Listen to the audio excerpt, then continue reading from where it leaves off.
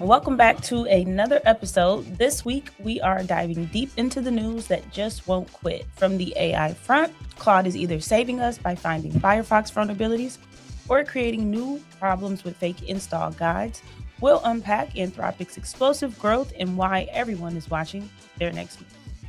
That's right. And speaking of surveillance, we're talking about a potential privacy disaster with the Meta Ray-Bans and how a new app is trying to warn you when those smart glasses are nearby. Plus, the FBI has had a major hack investigation on its hands. You absolutely do not want to miss that detail. But we're not stopping at the headlines. March is here, and we're tackling the major issues in the workplace. Is Gen Z truly unprepared for corporate America? We're taking that debate head on. And in honor of Women's History Month, our ongoing commitment to the conversation, we're discussing the serious challenges facing Black people in leadership and the disturbing trends of why women are disappearing from Europe's tech workforce. Cyber attacks, privacy fails, big tech layoffs, and the corporate culture shift is all in this episode. So grab your headphones and let's get into the notes. Episode 202 starts now.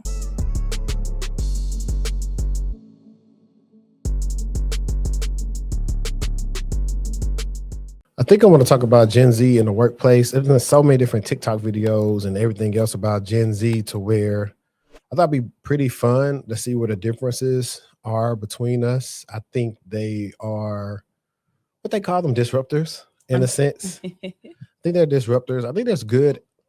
Like most generations, like they said stuff about millennials, Gen X, boomers. I think everybody's different, but I do think they are a little bit more radical. I mean, but we talking about Gen Z now. Just wait till Gen Alpha get into the workforce. That part.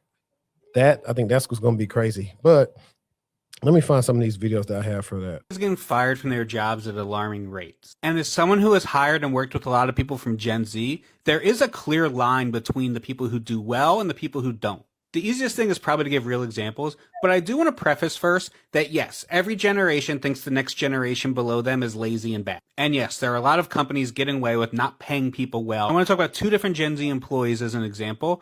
Both of them were paid well, but I have also noticed that the salary of the Gen Z employee has very little to do with how they perform. Both employees had a weekly meeting with their team.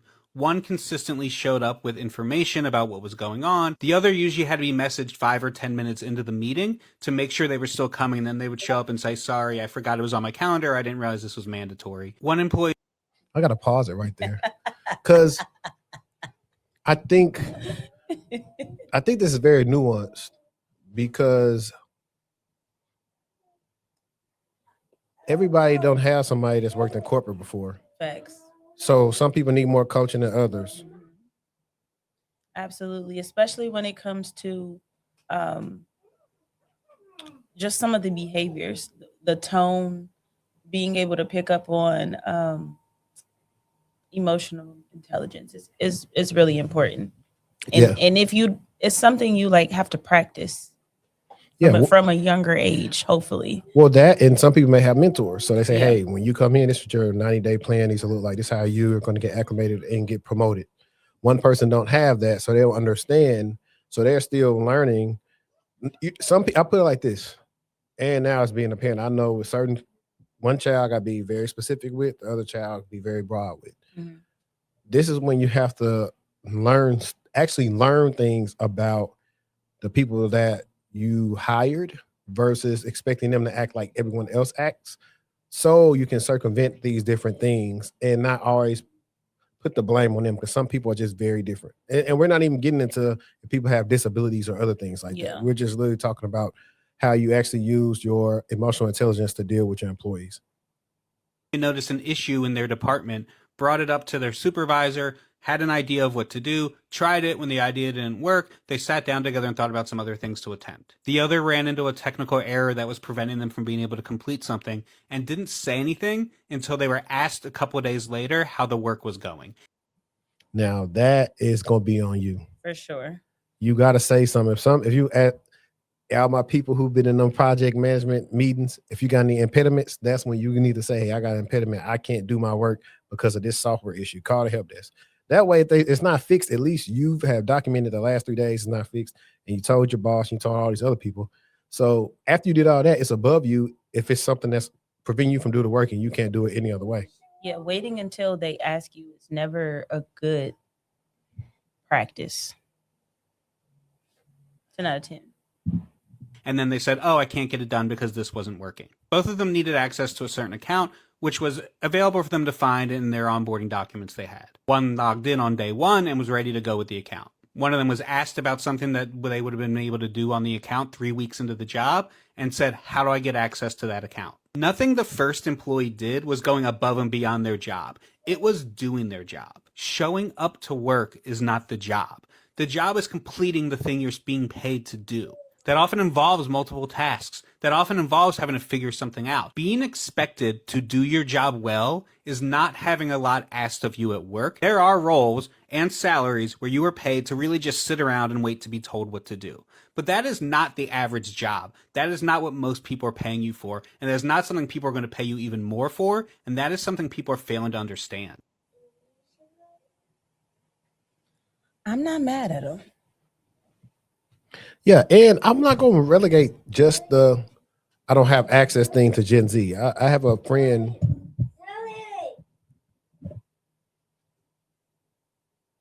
I have a friend that when they were working at this company, they were on like a new account, and he was trying to get access to all these different things so he could finally get access to do his job. The other guy just sat around because he didn't have access, and he's not Gen Z. That led to that person getting let go because they was like, oh, well, I don't know what to do. And he tried to tell me so many words, bro, you have to let them know I don't have access to this. They're not paying us just to sit around and say we can't access nothing. Yeah, you definitely have to try to help yourself to some extent. And I think that's having those open lines of communication, being assigned a mentor, having those frequent checkpoints with your leadership as you are a new employee. And then, spacing it out as you get a little bit more acclimated with the company and your position and stuff. But those are things that should be discussed on your weekly or bi-weekly meeting. Did you get all your access? No, I'm actually having an issue accessing A, B, C, D, E, F, G, whatever it is. Yeah, but the funny thing is a good manager is always going to ask, okay, here's the access list, go through and request access for all these things, keep me up on the progress of what you have access for, and then in the meantime, do X, Y, Z. And that's also is like, okay, what do I do while I'm not doing anything? And that's your time when you get access a little bit, you just get a chance to observe. The key word right here, observation. Mm-hmm. When you're new, you bring a different, I would say a different set of eyes to an organization where you can see gaps and blind spots that they pretty much don't see because they're used to doing stuff a certain way. Mm-hmm. So now you start just writing all your different things. Like I did this before. I can literally show it to you like, oh, these are the things that I see right now I would love to change. So now when you start presenting these things, now whether you get to fix them or not, you still look at like a good employee, and it's really not really going above and beyond. It's literally just trying to make them make sure that they made the right choice. Because a lot of companies are not playing anymore with hiring you. They'll spend all the money that they want to spend on the hiring process to find somebody they need, and they'll get you out of there. Mm-hmm. And a lot of young people are not realizing that at all.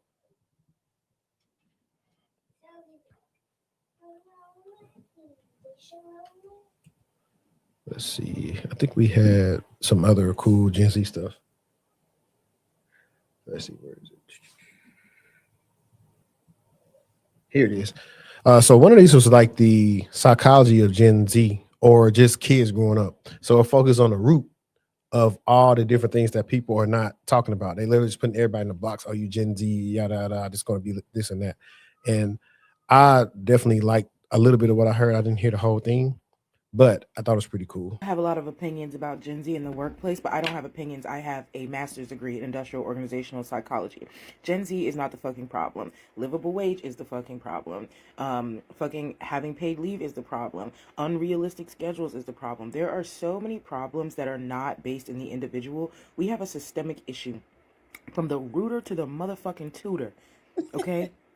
Parents can't support their kids in their most critical stages of early development because they are forced into working multiple jobs. The parents who can, the affluent parents who have all the resources, their kids do fine. Then we get into the school and the teachers are being forced into standardized test rituals that do not actually support responsive, culturally competent curriculum. So what does that do? That further stunts the students' growth. We got to pause right there because she said a lot. I've said many times that I don't like that school is literally the same thing as when we went through school. It's kind of different. They're not using books no more. They're using Chromebooks, and it's really stupid. But relegating kids to learning in one way does not help them when it comes to the workforce. So I think we all got out of school by the time they started making everyone do like the common math, and you got to do the Punnett squares to get your, because they want everybody to do it the right way, and forcing teachers say, hey, make them do it this way. Not, hey, as long as you show your work, I don't care how you got the answer. That was a big thing for us. I think it's the reason why we are still good critical thinkers, because we were allowed to solve a problem multiple ways. Mm-hmm. These kids aren't. And I think in the beginning, she also brought up like, hey, livable wage. Some of these parents, they have kids that they can't even really look into because they got to work these dead end jobs. And so they can't, conflict with pickup, drop off. So the kids are already behind, which I noticed to be true. Like as a parent, I already know most parents don't have the luxury of really sitting back and saying, you know what, my kids should be doing, X more of this at a certain age or not. Let me go take them to this specialist or look into this or that, see what's going on with their milestones.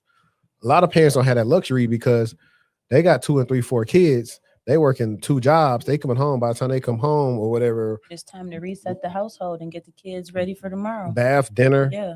Try to help with homework. It doesn't leave. Don't have a commute. You get off at 5. Don't have a commute. That's an hour. Yeah. You got to get home. You got to be affectionate and how was your day and all that good stuff. Yeah. And then you got to go into the routine stuff. It's not enough time in the day. Yeah. And not leaving out the fact that a lot of them, if we even go back down, 2 things people say, well, you shouldn't have had so many kids, which I agree. A lot of people don't plan for kids. But I don't think it should be to the point where you got to work yourself to the bone and take care of kids, because we know 15, 20 years ago, you could have a decent career and still be there for your kids and have vacations and do all this other stuff. So I think it's just to where corporate greed is the price of simple things. They building these homes real fast. They're not even good homes. You got all these other things going on. And now you are trying to not pay people their worth. So now they got to double up. And we also know, we're not going to get into too much things, but we know the issues that she's speaking of is much worse in a single parent household than a 2-parent household. And so that's what another, deviation that happens to some of these kids of why different things or certain things aren't being caught. Because at least if you got 2 parents, well, one parent may not catch this, other person may see this. Or you talk about, when we were talking about, I think we're talking about this off the mic, talking about spouses and different like childhoods and different ways that they're brought up, how, that can also possibly help out where like you experience one thing through childhood with schooling and different things and activities and vice versa.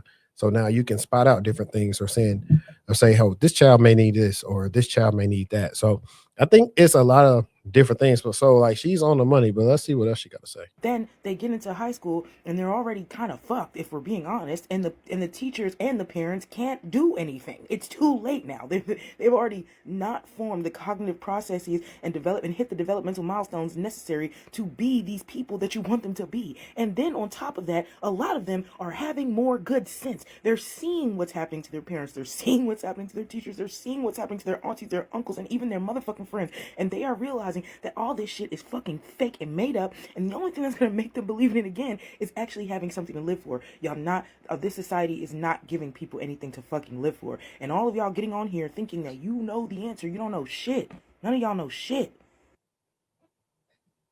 Now, I don't really know if her credentials are valid because everybody say they do something on social media. There is an answer, but like I said, it starts much younger. Or there are certain kids that are going to succeed no matter what.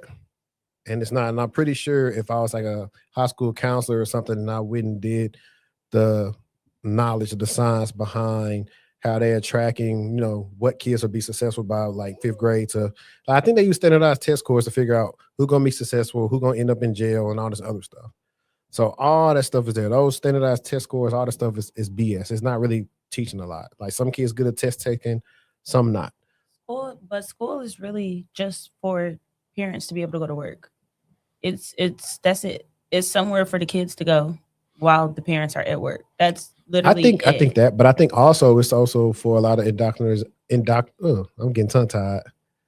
Indoctrination. There we go. Indoctrination to assimilate to the workforce when you get older. So when you think about, I worked retail. When I worked at Target, 8 hour, if you get a 8-hour shift, you get 2 15-minute breaks, you get a 30-minute, 45-minute lunch. This is gonna be your job. This is what you do. No doing this, and this. You must do this while you're at work. Like any other job, right? But certain jobs like that, it's literally similar to school. You don't really have a lot of flexibility. There's not a lot of stuff you can do to change your outcome or what you get paid and all this other stuff.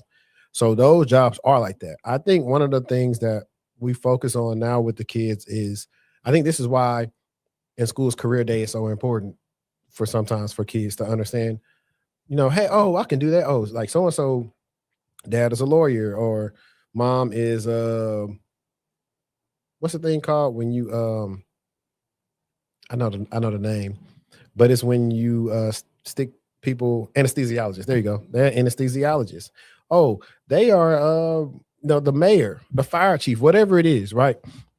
All these different jobs. That's when you come in and now you kind of expose a kid. But the only flip side is that works only until they get home. If you've ever seen the story of Matilda, that's a fairy tale, but that's what a lot of kids going through, except 10 times worse. Yeah, agreed. So that's where it's at. And that's not just a Gen Z thing. There's a lot of kids that came through there like that. You have kids who all they want to do is probably grow up and be a manager at McDonald's.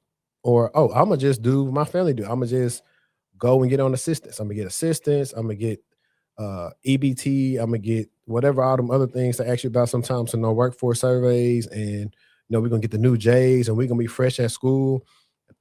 That's a reality for a lot of people. And some people don't understand that when they talk about, if they say like black people are doing like the Victim Olympics or all these other things. And I'm like, yeah, but in some cases, a lot of people, they just, once your mind is already a certain way, it's just tough. That's why Dr. Umar say, hey, I ain't gonna be able to psychologize all of y'all. Some of y'all gotta go away for good. I might try to put that right there because that part is hilarious to me when he say that. And I think we had one more because now that was going in, I think somebody was going into more detail about it. A number of videos going around right now talking about this article from Fortune magazine published in January of last year, all the reasons why Gen Z is being fired at alarming rates. Now, I don't want to talk about why this checks out. What I do want to talk about is the number one reason that's been attributed to this, which is a lack of initiative.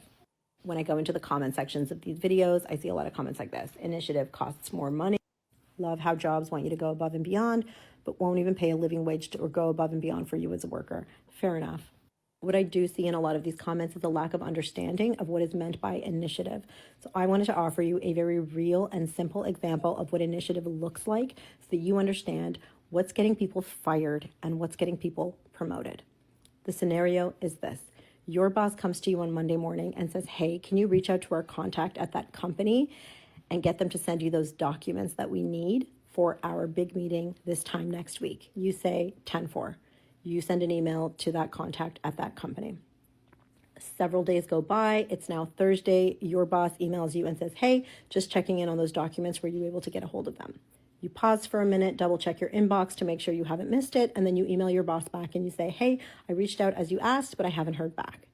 Your boss sends you an email and says, hey, can you please follow up? It's really important that we get those documents. You say, no problem. You send a follow-up email.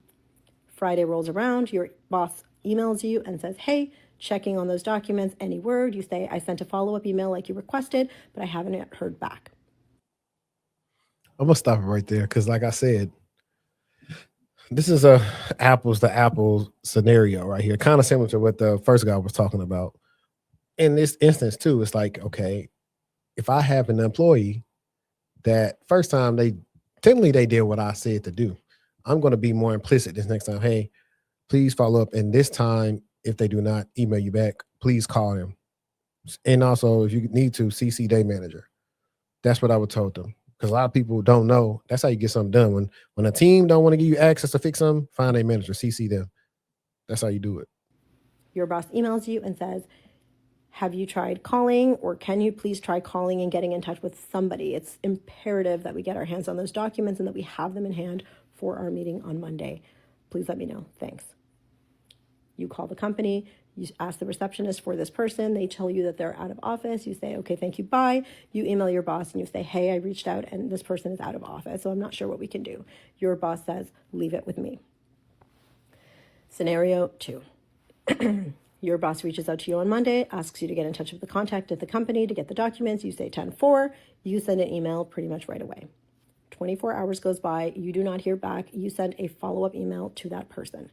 About a half a day goes by, you still haven't heard back, you send an email to your boss that says, hey, I just wanted to give you a little status update on this. I've reached out to this person, haven't heard back. I've sent a follow-up email and I'm waiting for a response. If I don't hear back from them by the end of the day today, I'll be reaching out to the company to see if there's anyone else they can get me in touch with so that we can get those documents in time for the Monday meeting. I just wanted to give you a status update. Your boss says, much appreciated, thank you. Wednesday rolls around, you haven't heard back, you pick up the phone and you say, hey, I'm trying to get in touch with this person, wondering if they're out of office. If so, is there anyone else who can help me in their absence? I'm trying to get a hold of these documents. You do some talking, you do some triangulating, you get your hands on those documents, you attach them to an email to your boss, end of day Wednesday, maybe morning Thursday, and you say, did some running around, got our hands on the documents. Please let me know if there's anything else you need in advance of that meeting on Monday. Your boss says, you're my hero, thanks. Now, I also want to note that person 2 has done no overtime work and has not completed any tasks outside of their pre-assigned job. But I will highlight that they demonstrated an incredible amount of initiative to reach the outcome. So it's not just the task completed that's directly assigned to you, but it's understanding what the goal is, what are the outcomes you're going for, and what are the tasks that you can take the initiative to complete in order to achieve that outcome without somebody constantly following up on you. I think that in customer service, we call this first call resolution.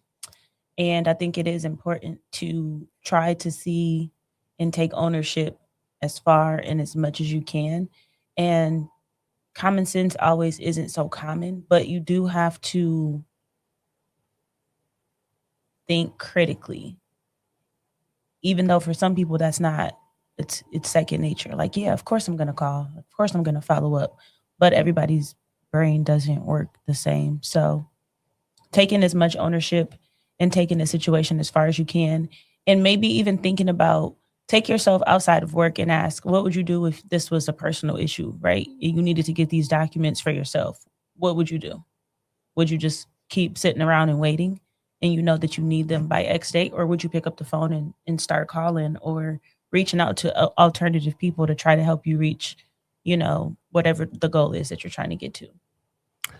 Exactly. I think a lot of these young people, like, they are confused about initiative or above and beyond and not realizing what it takes to do your job. I hate the people who say, oh, is this in my work? Is this in my job description? I can't stand people who say that. Even if it wasn't, you still gonna do it. You still gonna do it. So what does it matter? Yeah. No, on top of that, though, I think that's because a lot of this comes from that TikTok era. You had the corporate baddie, the DeAndre guy. He was being funny, right? Very facetious. I think his videos were cool. I watched some of them. But for the most part, they were just having fun. And he had just got in corporate. He hadn't been in corporate that long. Mm-hmm. A lot of the Gen Z people hadn't been in corporate that long. So they got in where technically at that time, everybody was getting hired. You could have put some slacks in the shirt on a fish. They probably got hired. Now that's changed. And so now they are confused that they're actually having to do work. In a scenario like the last woman just said, a thing that you can remember with your Gen Z, X, Boomer, whatever, is a term called over-communicating. It's much better to over-communicate about what you're doing and pretty much don't have your boss ask you for status updates. You give them the status updates. Mm-hmm. So now they're going to start seeing you as a person that, like, hey, I don't have to micromanage this person. This person is going to always do what they have to do. And they're going to inform me if they have any impediments, if they run into anything. So you know what? They're free to roam. I don't have to I can give them a longer leash pretty much. If not, like person 1, I just think there's a gap in them understanding. I don't think they really understand the magnitude of, like, hey, I need this done. Like, whenever your direct manager reaches out to you about something important, that means they probably reporting to somebody that say it's important.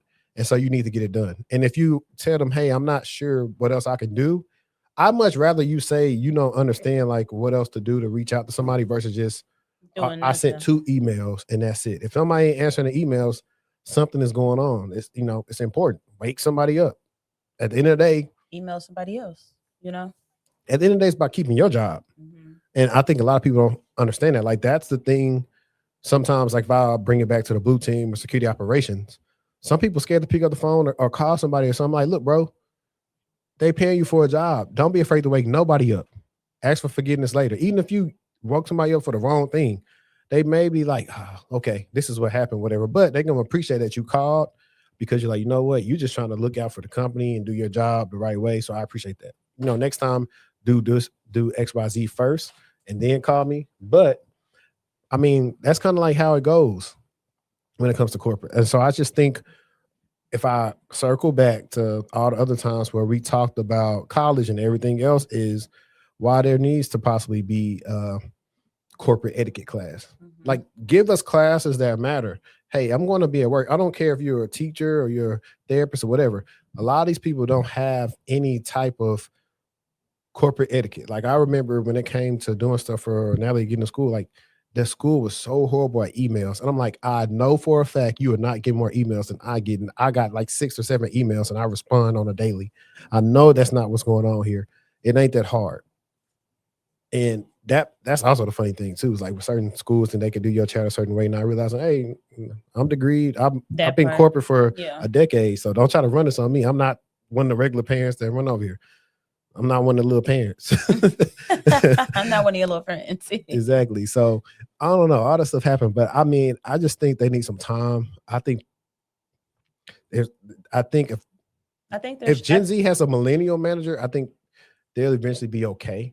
If it has Gen X or Boomer, it's going to be much different. It's going to be, it's not going to go that, it's going to be a lot of friction. It's going to be a lot of friction. It's like, my baby sister is almost 18.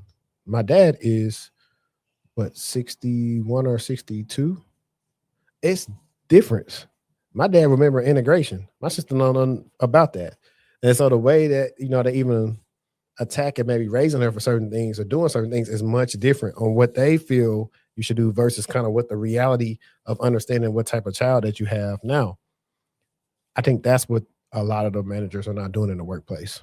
I think that some of this stuff should be taught in middle school and in high school. Even just, I think it's important to have etiquette classes, right? And I think it starts there and it builds out. My grandma had took me or put me in some etiquette classes growing up. And it just helps you understand appropriate behaviors. Some people are not just self-aware or socially aware of themselves, which maybe causes them to have issues, or maybe people experience them as being unpleasant to be around because they don't have that awareness. No, I definitely agree. I agree. But I think that's a good little warm up to the episode. I think we might eventually get into the Black leadership stuff, but I want you to get into, I think one of the coolest ones you had up there, I guess, was that, did you want to do the FBI hack or the Trump cyber strategy? Let's start with the FBI one. Okay. So somebody hacked the FBI's wiretap system, and let's talk a little bit about it. So the FBI, the agency responsible for investigating cybercrime, protecting national security, and surveilling suspected criminals, just confirmed that hackers broke into one of its most sensitive internal networks, the one used to manage wiretaps in foreign intelligence surveillance warrants. CNN first reported this on March 5th, citing an anonymous source. The FBI confirmed the next day with a statement that said, and I quote, they identified and addressed suspicious activities on their networks and leveraged all technical capabilities to respond. That's it. That's the whole statement. No scope, no attacker identified, no timeline. So let's talk about what was actually on this system, because it isn't just embarrassing, it is potentially catastrophic. So the compromised network is believed to be the Digital Collection System Network, the platform FBI investigators use to manage court-ordered wiretap authorizations in FISA warrants. These warrants are issued under Foreign Intelligence Surveillance Act and are used to surveil suspected foreign spies, terrorists, and serious national security threats. What's on this system? Active case data. So the identities of surveillance targets, the methods being used to collect intelligence, and potentially the identities of confidential informants. If an adversary had even brief access to this, they could alert surveillance targets that they're being watched. They could identify and cover assets, they could manipulate case records. The downstream damage from even a short dwell time here is enormous. The timing is also deeply uncomfortable. Salt Typhoon, the Chinese government-backed hacking group, already breached AT&T, Verizon, Lumen, and several other major U.S. telecom providers in 2024, specifically targeting their lawful intercept systems. These are the same kind of systems used for wiretapping. Whether this FBI breach is connected to Salt Typhoon is still under investigation, but the pattern is hard to ignore. Now, the detail that security experts are flagging loudly is that the FBI's top cyber talent has been hemorrhaging.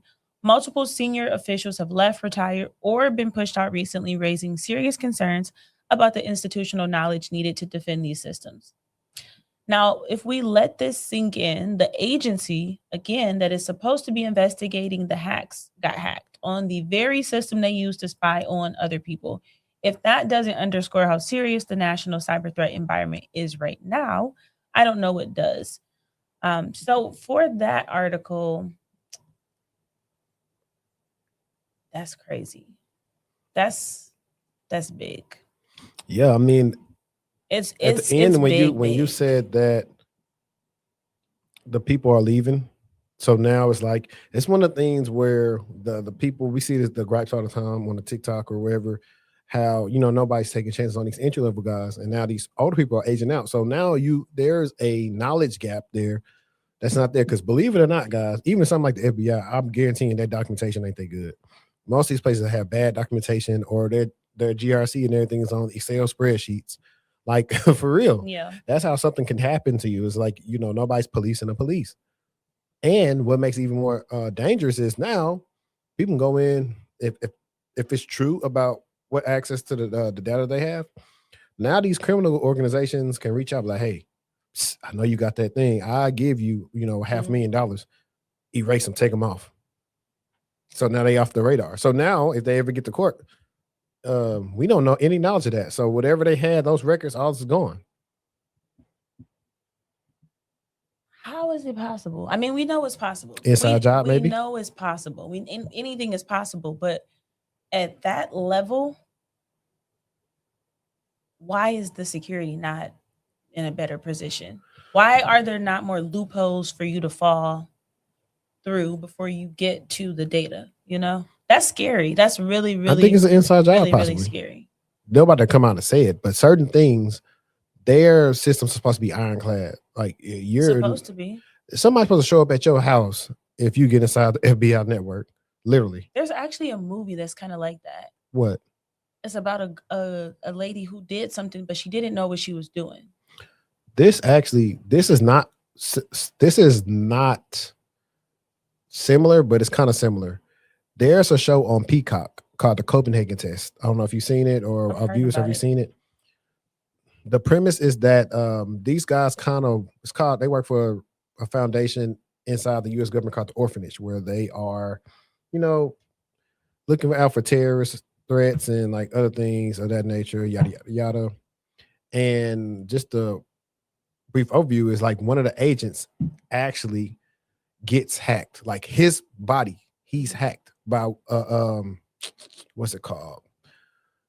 It's cool tech, whatever.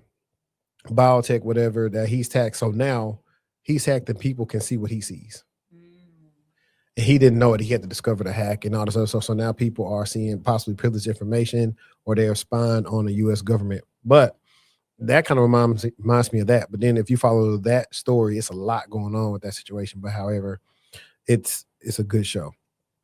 But going back to this, I don't know. Maybe I should hire some more people. Did you see the last Shaft? Mm-mm. So in the last, it's a movie show? Yeah, in the last Shaft, the son of Shaft actually did like forensics for the FBI. Like Shaft, like Shaft. Yeah, Samuel Jackson. Yeah, and then I think who was that? So it's like a series spinoff or something. No, it's just the third installment of the movies. Oh, okay. But But I think Shaft actually was a show, but then they also made movies in late 90s, early 2000s. But yeah, his son does forensics for the FBI on there. So I just thought about that was pretty cool. So you should probably y'all should go check that out. I think I wanted to get into some of the stuff with Anthropic. And so the Anthropic Bug Bounty Masterclass, AI versus Firefox. In a historic partnership with Mozilla, Anthropic revealed on Friday, March 6, 2026, that their Claude Opus 4.6 model identified 20 vulnerabilities in their Firefox browser in just a 2-week span. Claude found a use after free bug in the Firefox JavaScript engine after just 20 minutes of scanning nearly 6,000 C++ files. For context, these are logic bugs that traditional automated fuzzers usually miss and human researchers spend weeks hunting. Of the 22 bugs, 14 were high severity. Anthropic noted that this represents nearly 20% of all high severity patches Mozilla issued in the entire year 2025. This isn't just a tool, it's a workforce replacement for initial discovery. This is the most fascinating part for your audience. While Claude was elite at finding bugs, it was a terrible hacker. Anthropic spent $4,000 in API credit trying to get Claude to write a working exploit for these bugs. It succeeded only twice, and even then, the exploits were crude and only worked because Anthropic intentionally stripped away security features like sandboxing. The Defender currently has the AI advantage if you're a security researcher. You don't need to fear for your job, but you must learn to manage these AI agents. The future isn't you staring at code, it's you validating 112 unique reports an AI agent just handed you.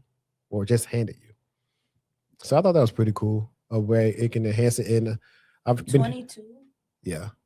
14 high severity? Yeah. Somebody's busy. And then I've been hearing the things about, a lot of the pen test guys will talk about that, some, like you just said, some of the stuff that AI is creating, the exploits aren't that good. Yeah. And I think that's good because it shouldn't be able to create good exploits because you just end up like the Mexican government.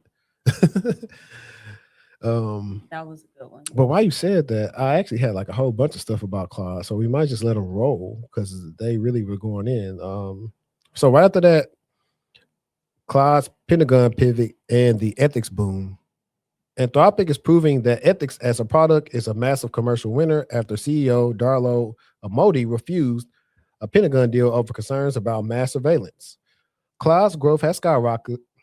Claude's growth has skyrocketed recently, surpassing ChatGPT in daily US downloads. On March 5th, 2026, the DoD formally designated Anthropic a supply chain risk because they wouldn't allow Claude to be used for autonomous weapons or surveillance. Instead of a PR disaster, this became a privacy first rallying cry. On March 2nd, Claude hit 149,000 daily downloads in the US, beating ChatGPT's 124,000. Their daily active users hit 11.3 million, a staggering 183 increase since the start of the year. This is a masterclass in brand differentiation. Oh, I need to slow down. This is a masterclass in brand differentiation. I had my tongue going. When OpenAI and Google are chasing massive government defense contracts, Anthropic chose to be the constitutional AI. They are betting that the public sphere of AI surveillance is a bigger market than the military. In business, sometimes the best feature is what your product refuses to do. I actually asked Claude, what's the tea between you and OpenAI and y'all getting more users? This was the tone and context in which I asked. What did it say? And it actually had me cracking up. Should I pull up what it said? Yeah. Okay, hold on real quick. Yeah, fam. Okay, let me see. So I'm going to tell you what I said. I said, what's the tea with the government and y'all and them choosing OpenAI over y'all over some causes y'all refuse to drop? That's what I said. And it said, okay, here's the full tea. This just went down literally last week and it's messy. The background: back in July 2025, Anthropic signed a $200 million Pentagon contract that included 2 explicit restrictions. Claude could not be used for mass domestic surveillance of American citizens and cannot be used to power fully autonomous weapon systems. Everyone agreed to those terms and things were fine for months. In January 2026, Defense Secretary Hegseth issued an AI strategy memo requiring any lawful use language in all DoD AI contracts, basically demanding Anthropic drop those two restrictions. Anthropic said no. The company argued it had tried in good faith over months of negotiations, making clear it supported all lawful uses of AI for national security, aside from those two narrow exceptions. On autonomous weapons specifically, Anthropic said today's frontier AI models simply aren't reliable enough to be trusted for that, and using them that way would endanger American troops and civilians. The Pentagon gave Anthropic a 501 deadline on February 27th to drop the restrictions. When Anthropic didn't budge, Trump posted on Truth Social directing every federal agency to immediately cease using Anthropic's technology. Hegseth then designated Anthropic a supply chain risk to national security, meaning no contractor, supplier, or partner that does business with the military may conduct any commercial activity with Anthropic whatsoever. Hours later, OpenAI announced its own Pentagon contract, seemingly taking Anthropic's place. Many outside observers immediately questioned how OpenAI's stated red lines on autonomous weapons and surveillance were actually any different from what Anthropic had. Blah, blah, blah, blah, blah. Bottom line is Anthropic took a major financial hit to hold a safety line. OpenAI took the contract under terms that critics say aren't actually mutually stronger. But yeah, the numbers, the App Store glow up. Claude was sitting at number 131 on the App Store on January 30th, hovered in top 20 through February, then jumped all the way to number 1 on Saturday, February 28th, knocking ChatGPT out the top spot. Yeah. The fact that you can ask AI that and it can give you that story and you not have to go read 17 articles to put it all together, right?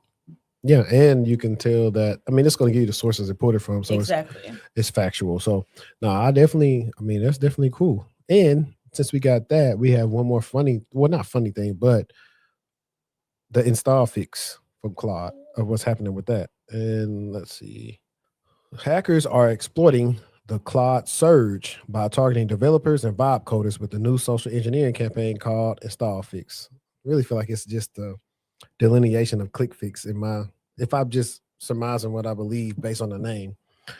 Attackers are using Google Ads to push fake Claude code, Anthropic CLI tool installation pages. These sites are virtually identical to Claude.ai, even including the correct documentation sidebars. The site asks you to copy and paste. See, it's always the copy and paste. So, y'all, we've covered ClickFix before, so this is very similar. The site asks you to copy and paste a standard install command into your terminal. This command actually runs an info stealer called Amatura Stealer, the successor to ACR Stealer. It uses mshta.exe. It's a legitimate Windows tool to execute malicious code in memory, making it nearly invisible to basic antivirus. Keywords basic. But I honestly think stuff like Malwarebytes and some of the other tools will actually hopefully block it, but they may catch it afterwards. It may not do it right when it happens. But also in the blue team environment, there's plenty of alerts where you see MSHTA being used legitimately, and then you have to just research, okay, well, how can somebody like exploit it, and what should I look for? That's what you should do, so you're not doing all these false positives. But once you hit enter, the script drains your browser cookies, save passwords, and most critically, your AWS and GitHub session tokens. We talk about vibe coding, using AI to build apps without deep tech knowledge. If you're a vibe coder, you are the number one target because you're more likely to copy and paste commands without reading the URL. Stop and look. If the URL in the command isn't Claude.ai, don't run it. And I actually want to see how this actually looks. Let me go find this real quick. Let me see. Let's share it, because I know a lot of times people are like, man, y'all need to share what's on the screen sometimes. So let's share screen. I'm going to say what vibe coding is while you're doing that. That's fine. So vibe coding is basically a style of programming where you are describing what you want in plain language, and then AI will write the code for you. So It looks like it was coined by OpenAI earlier in 2005, but the idea is that you fully give in to the vibes and you accept the output and only intervene when something breaks, as opposed to actually reading and understanding every line of code that is being produced. Yep. So let me see if it'll let me click on this and zoom. So this is what the people are looking at. They believe it actually is legitimate when it comes to the InstallFix. But let me squint and see what I see in this picture. Oh, so I think the top one is the real one, right? And the bottom one is the fake, if I'm not mistaken.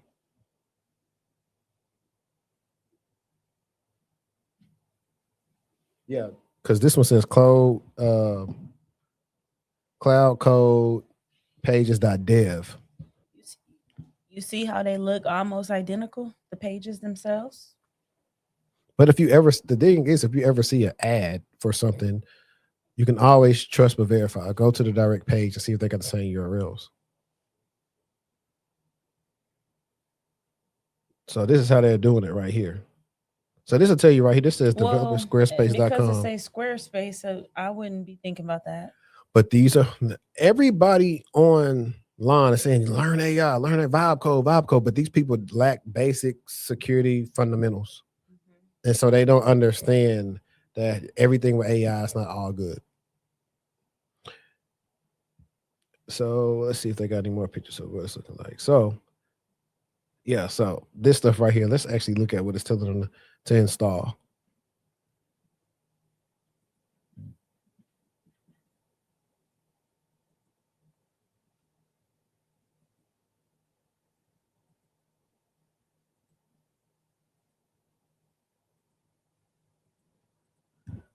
So you could always, if it's telling you to go to these websites, you could put these in a sandbox and actually go view them and see if they are the same site that stuff is coming from Claude. You can use something called browserling.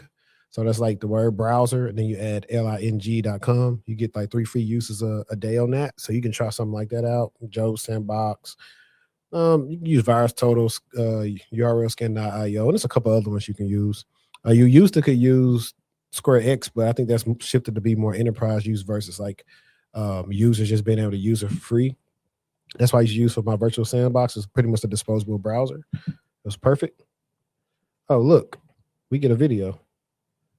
Can you see this on your end? Mm-hmm. Okay, perfect.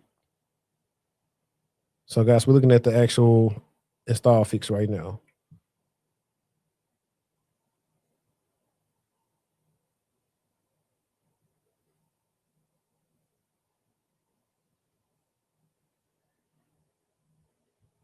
That's it.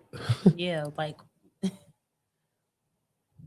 I guess it was just showing somebody going there and copying it. Yeah, I wanted to see it actually exploited, but that's pretty much what it looks like. So you got to remain vigilant when it comes to these things right here, because if you don't, you'll end up with your computer messed up and your AWS and GitHub session tokens taken. And if that happens, even if you got MFA, you screwed because they get your session tokens and they could be in your session. So please don't do that. I mean, you can call them. The AWS and GitHub can eventually get them out on the back end, but you'll be screwed for a while for whatever damage that they do while they're in there. So choice is yours. So it's been a while since we've talked about health data. Let's take it back. 3.4 million people. Health data was stolen and nobody noticed for a year.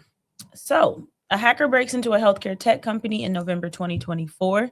They start pulling data, names, social security numbers, dates of birth, home addresses, health insurance numbers, medical IDs, and nobody notices for almost a full year. This is the TriZetto story. And if you've ever visited a doctor who checks your insurance before treating you, there's a real chance your data was in there. TriZetto is owned by Cognizant, a tech conglomerate, and they provide revenue cycle management and insurance eligibility verification for healthcare providers across the U.S. Over 875,000 providers use them. They're basically every time a doctor office runs your insurance before an appointment, They are somewhere in that pipeline. So hackers first gained access in November 2024 through their external web portal. They stayed completely undetected, reading, copying, exfiltrating for nearly 11 months. TriZetto didn't catch suspicious activity until October 2nd, 2025. Even then, they didn't notify affected providers until December 9th. And patients didn't start receiving letters until February 2026. That's 15 months from breach notification for some people. The final count confirmed with State Attorney General 3,433,965 people, one of the largest healthcare data breaches confirmed this year. And it's not just your name and birthday, it's insurance member numbers, Medicare beneficiary IDs, provider details, demographic health data, the kind of info that cannot be changed. No ransomware group has claimed responsibility yet. No financial data like credit cards was exposed, but that's almost beside the point. Health data, obviously, we know to be more valuable on dark web markets than credit card numbers because it does enable medical identity theft, which is when someone is using your insurance to get treatments or prescriptions or surgeries billed under your name. That sounds like a nightmare. TriZetto has partnered with Crawl for credit monitoring and is sending, of course, free 12-month identity protection to affected individuals. If you get a letter, sign up immediately. 11 months of unauthorized access. 11 months. That is more than a security gap. Healthcare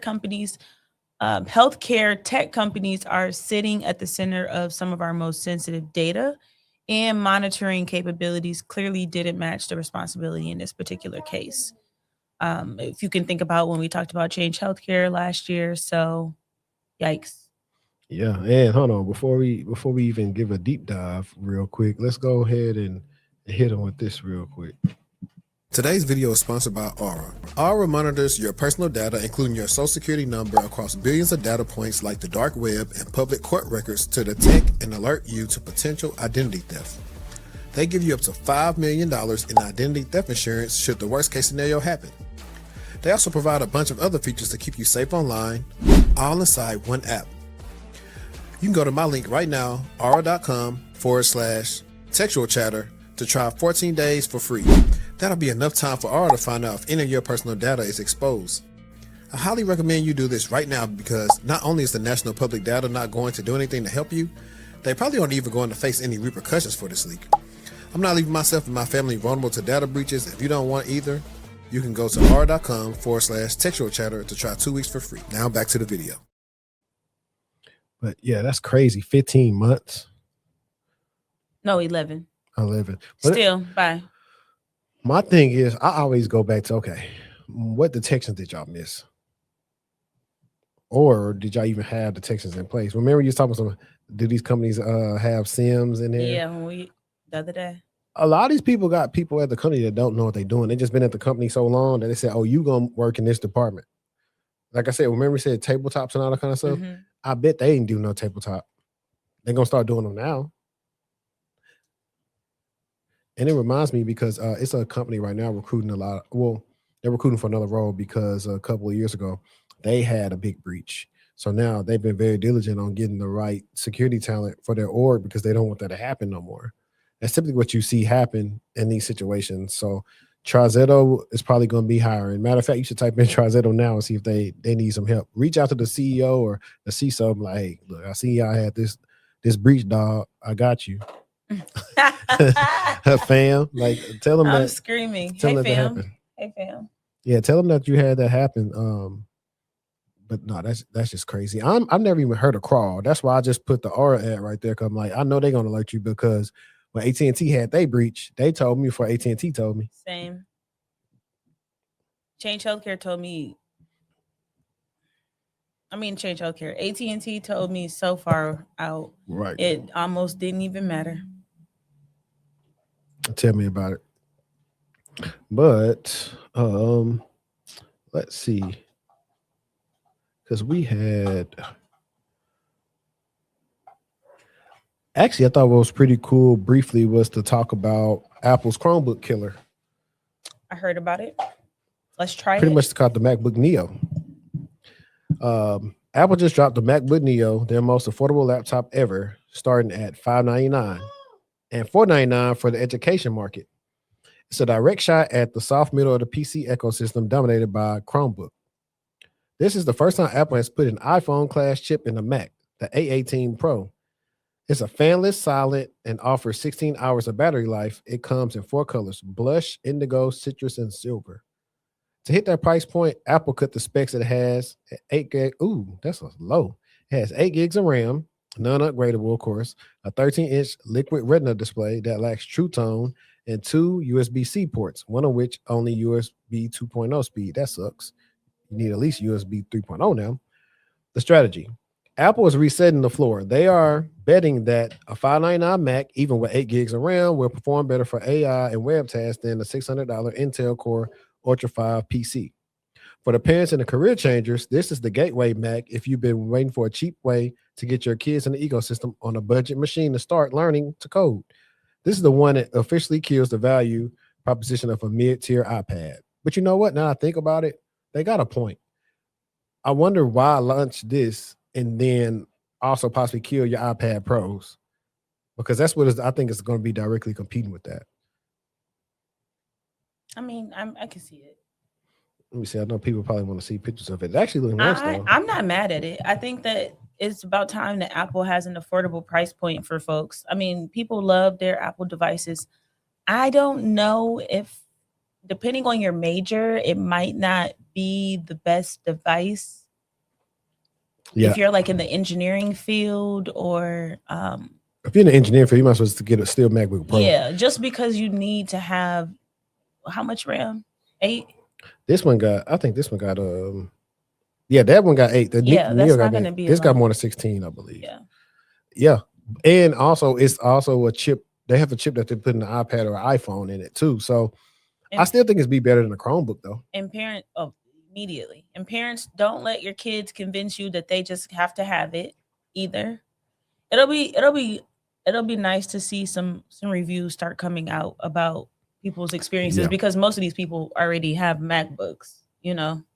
Yeah, I think it's pretty cool, like an entry-level Mac for people who, it's some people I ain't gonna lie, I probably would have got one. Yeah. I ain't gonna lie. There's some people that literally all they do is just get on the internet and they don't really do anything. It's cheaper than the iPad. Yeah. Because I try to get Giselle all the time. Hey, you just want an iPad? No, I want another MacBook because her screen on her MacBook Air is messed up. So, but it's a Mac repair spot literally on the first floor. I just have never scanned their QR code to see some details. But my go? Yeah, go ahead. All right. So there's an app for that. And this time it's for spotting people who are recording you. So quick change of pace. This story is wild from a different direction. So you've heard of Meta's Ray-Ban smart glasses, right? You know, I wear mines. The ones that look like totally normal sunglasses but have a camera built in and can record video, take photos, and interact with AI, all without the person in front of you knowing. Yeah, those. I don't really like that because the people should know that you're recording because there's a flash on it. I'm not really feeling the context in all of the conversations there. I do get the hee ha ha jokes, but as long as nobody has altered with the software, the light will be on if somebody is recording and or taking a picture of you, if you're not aware, because people are giving a lot of thoughts and opinions and they don't know anything about how it works. So if someone, which most people have not, jailbroke their glasses, you'll be able to know if somebody's recording you. Back to the story. A Swiss developer named Jean Renaud got fed up after reading reports about people using those glasses to secretly film people in massage parlors, during immigration raids, and even in courtrooms. Mark Zuckerberg's own team was scolded by a judge for wearing Ray-Bans. In court, he decided to fight back with code.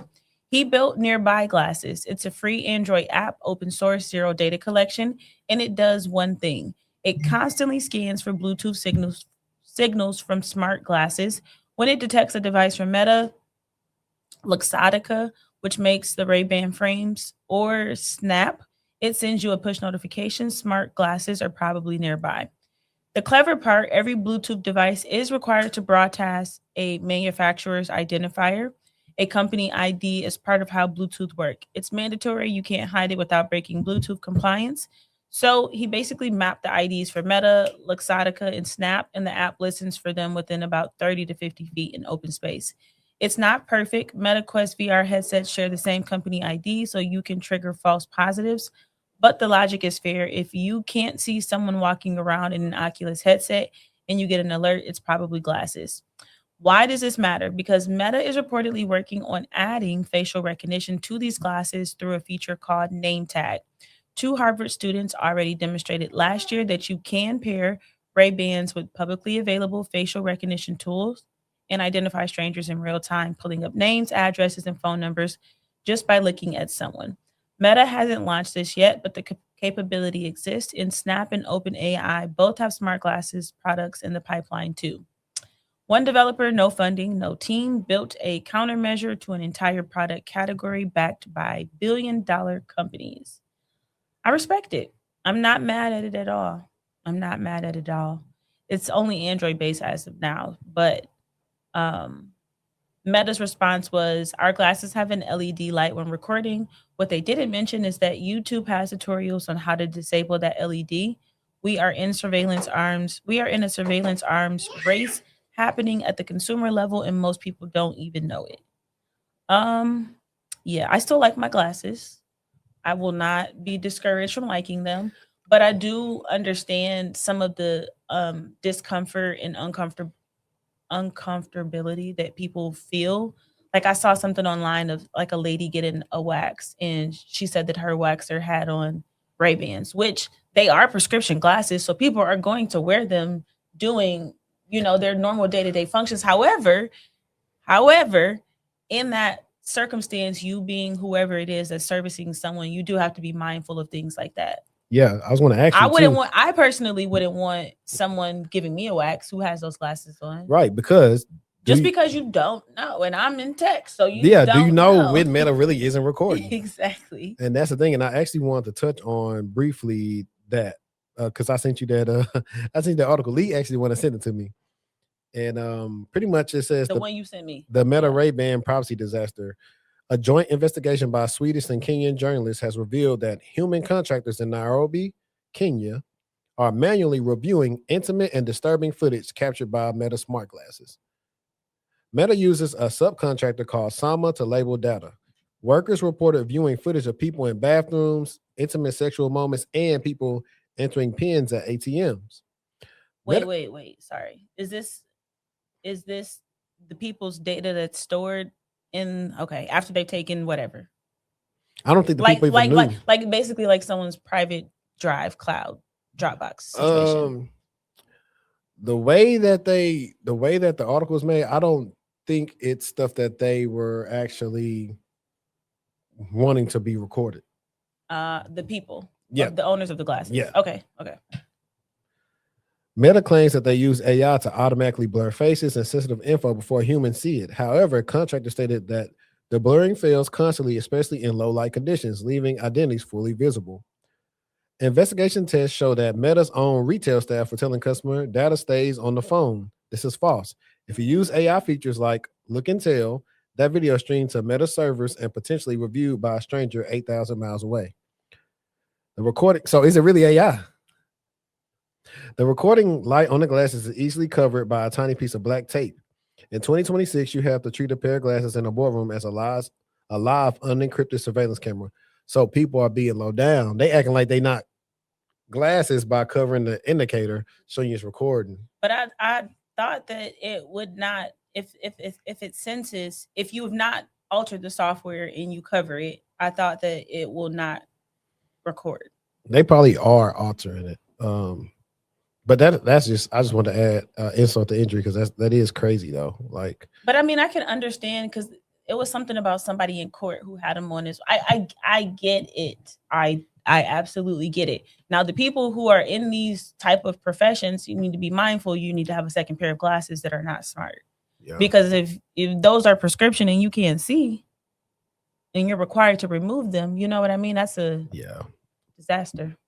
Right. And actually, while we are here, let's do the one you sent me about the masters in 36 days. Okay. You want me to go? I got it. Oh. You sent that to me. Okay. Oh, it's the It's the TikTok. Yeah. 36 days. I think this video is about me, so let's talk. 1. How is that even possible? I have the answer. Okay, so I enrolled in Capella's Flex program, which means that it's a self-paced program. They give you the classes. You complete them at your own pace. All I did was lock in. I locked out distractions. I didn't read any books, where I typically read a lot. I didn't talk on the phone much. I wasn't on social media much. I locked in. For 36 days straight, I wrote about 10 pages worth of essays per day. I did not transfer any credits in. This is from start to finish. It took me 36 days. I did not utilize AI. I don't believe in AI. Also, AI is very inaccurate, so I wanted my assignments to be correct the first time that I did them. Oh, and fun fact, I did this degree in secrecy. Nobody knew except for my best friend, because I gave it to my parents as a surprise, like, hey, I got a degree. And I also bought them a 7,500 square foot home that we're currently in. 2. They were also selling like a course and basically a bunch of material to help you cheat and study. It was cheating. I can teach you a thing or two about research, because that's actually not what I do. What I do is complete assignments for college students. That's their tests, quizzes, PowerPoints, essays, entire online courses, whatever they need to get to graduation. Pop quiz. Ain't that cheating though? That's definitely cheating. I thought she was. Wait. Let me see where she's going with it, because it sounds like cheating. Hold on. What? Thank you. You know what I need? I need to add. What do you mean by that? I need to put that right there. Hang on. But Who's been doing this for years? White people. Okay, you got that one right. You don't know what I'm talking about. Does Aunt Becky from Full House ring a bell? Where her and about 50 other millionaires were paying for their white, undeserving children to get accepted into the best colleges, taking spots from Black and brown students? No? Okay, hold on. I got a couple more to mention. What about the Harvard's admission bias lawsuit, where they found that Black applicants were being admitted into Harvard at significantly lower rates than their white counterparts, despite their applications being quite similar? I'm trying to see how she is conflating the two. What that got to do with you actually doing work for people? I'm just trying to figure out if she finna get there, because it do sound like cheating. What about when these allegations also happened at Yale in the early 2020s? Or maybe we should talk about the grandfather clause still existing in colleges in the 2000s, meaning that if your mom, dad, or grandparents or anyone in your family went to that college, your chances of getting admitted into that school were 3 to 5 times higher than someone who did not have a relative go there. Keep in mind, Black people were not admitted until recently. Before we move on, I just want to clarify. When white people cheat, it's a scandal. We pay a fine. We do like 60 days in jail. We move on. When Black people do the same thing, shut the system down. We got to do something different. The whole system wants to change to keep us out again. Right? I'm just trying to make sure I'm keeping up. And also, the job market is so awful for people with like these professional degrees. I see here that you're a medical tech, so I just wanted to ask, have you had experience with your master's level degree trying to get a job, or are you just a tech or associates? I'm just trying to figure out where you fall in the category. Like, is this from personal experience or just what you see online? Also, I will interject there. I'm with her on that part, because all you see is, like, you see me post all the time. Every time we have somebody get a job, I'm like, look, you hearing all this, but they still hiring out here. You're just invisible to the recruiters because they can't find you. Yeah. And so, yeah, is it bad? Yes. Is there some BS going on? Are Black people being interviewed just so the company said they interviewed Black people? Absolutely. But you can still find a job. The job market is bad for people with professional degrees, then wouldn't it be worse for people who do not have them? Therefore, I should probably pat myself on the back for going to get my degree, so that if I ever do have to enter the job market again, I'm better prepared? Or no? That it's just a slap in the face that someone just earned it in 36 days. I just feel like a slap is not enough. I can spit in it too, if that makes it easier to digest. I feel like the professional degree beyond a bachelor's has become meaningless. Again, based on my research, you don't have one. So you would not understand the value of a master's degree until you get one. And I don't want to discredit anyone's hard work, because I could never go back to school for any more amount of time. So admittedly, you're mad at me for something that you could never do. You couldn't do it in 36 days, 36 weeks, 36 months, or 36 years. But you're mad at how long it took me to do it. But I would be absolutely devastated if something that took me multiple years could just be handed over to someone in 30-something days. The concept of something being handed to me is crazy. My ancestors were slaves. All right, now. I'm like, this that stuff dudes be talking about on the internet. You ain't really answered much. All you just did was shift the blame every time. Well, they can do it, why I can't do it? That's literally what she did the whole time, which I get that sentiment, but you are really not making yourself look better here. I don't even know what you got a degree in. Did they ever say what she got a master's degree in? I don't think so at the beginning. I don't even know what her name is. I wonder if you could research that while we wait. Sharecroppers ran on foot from Tennessee to Indiana and were denied an education with a plethora of other things that we can get into later. On the other hand, your people were the slaveholders, were the property owners, made the laws and policies, built the schools, had centuries worth of advantages. So I'm just trying to figure out why you're not farther in life than you are. Like me compared to you, I'm winning. And statistically, I shouldn't be. On my dad's side of the family, I'm first generation master degree. On my mom's, I'm only second generation. No matter how I do it, I promise you, I'm going to play catch up for my son, my grandchildren, and anybody else that falls in my lineage in the future. If this consists of me racking up degrees in 36 days, I'm going to do it. If it consists of me buying homes, currently in my fourth one, I'm going to do it. See, I need to, this is the type of stuff you got to go research, people, because I can't, no public details. What about when he, on her page, what does it say about her? Just the homework girl. That's her brand. She got an Instagram? Instagram only tell you more about people than that. Because I'm like, okay. The reason why I wanted to talk about this article was because I feel like, will we see more we already can clearly see what type of respect these type of programs get, but I honestly feel like in some way, shape, or form that might be what the future of education looks like. Self-paced education, not everywhere. You're still gonna have you're still gonna have the high-end institutions, right? That'll still be more traditional, but I think that self-paced courses and programs and certifications and things like that will become more prevalent. But the thing is, will they matter if this is going to be the way that they're seen? You get what I'm saying? Yes. No. So I remember this something I wanted to talk about a while back. I had bookmarked some on Threads like in January. And I guess this woman is a recruiter. She said, tech companies take pedigree seriously.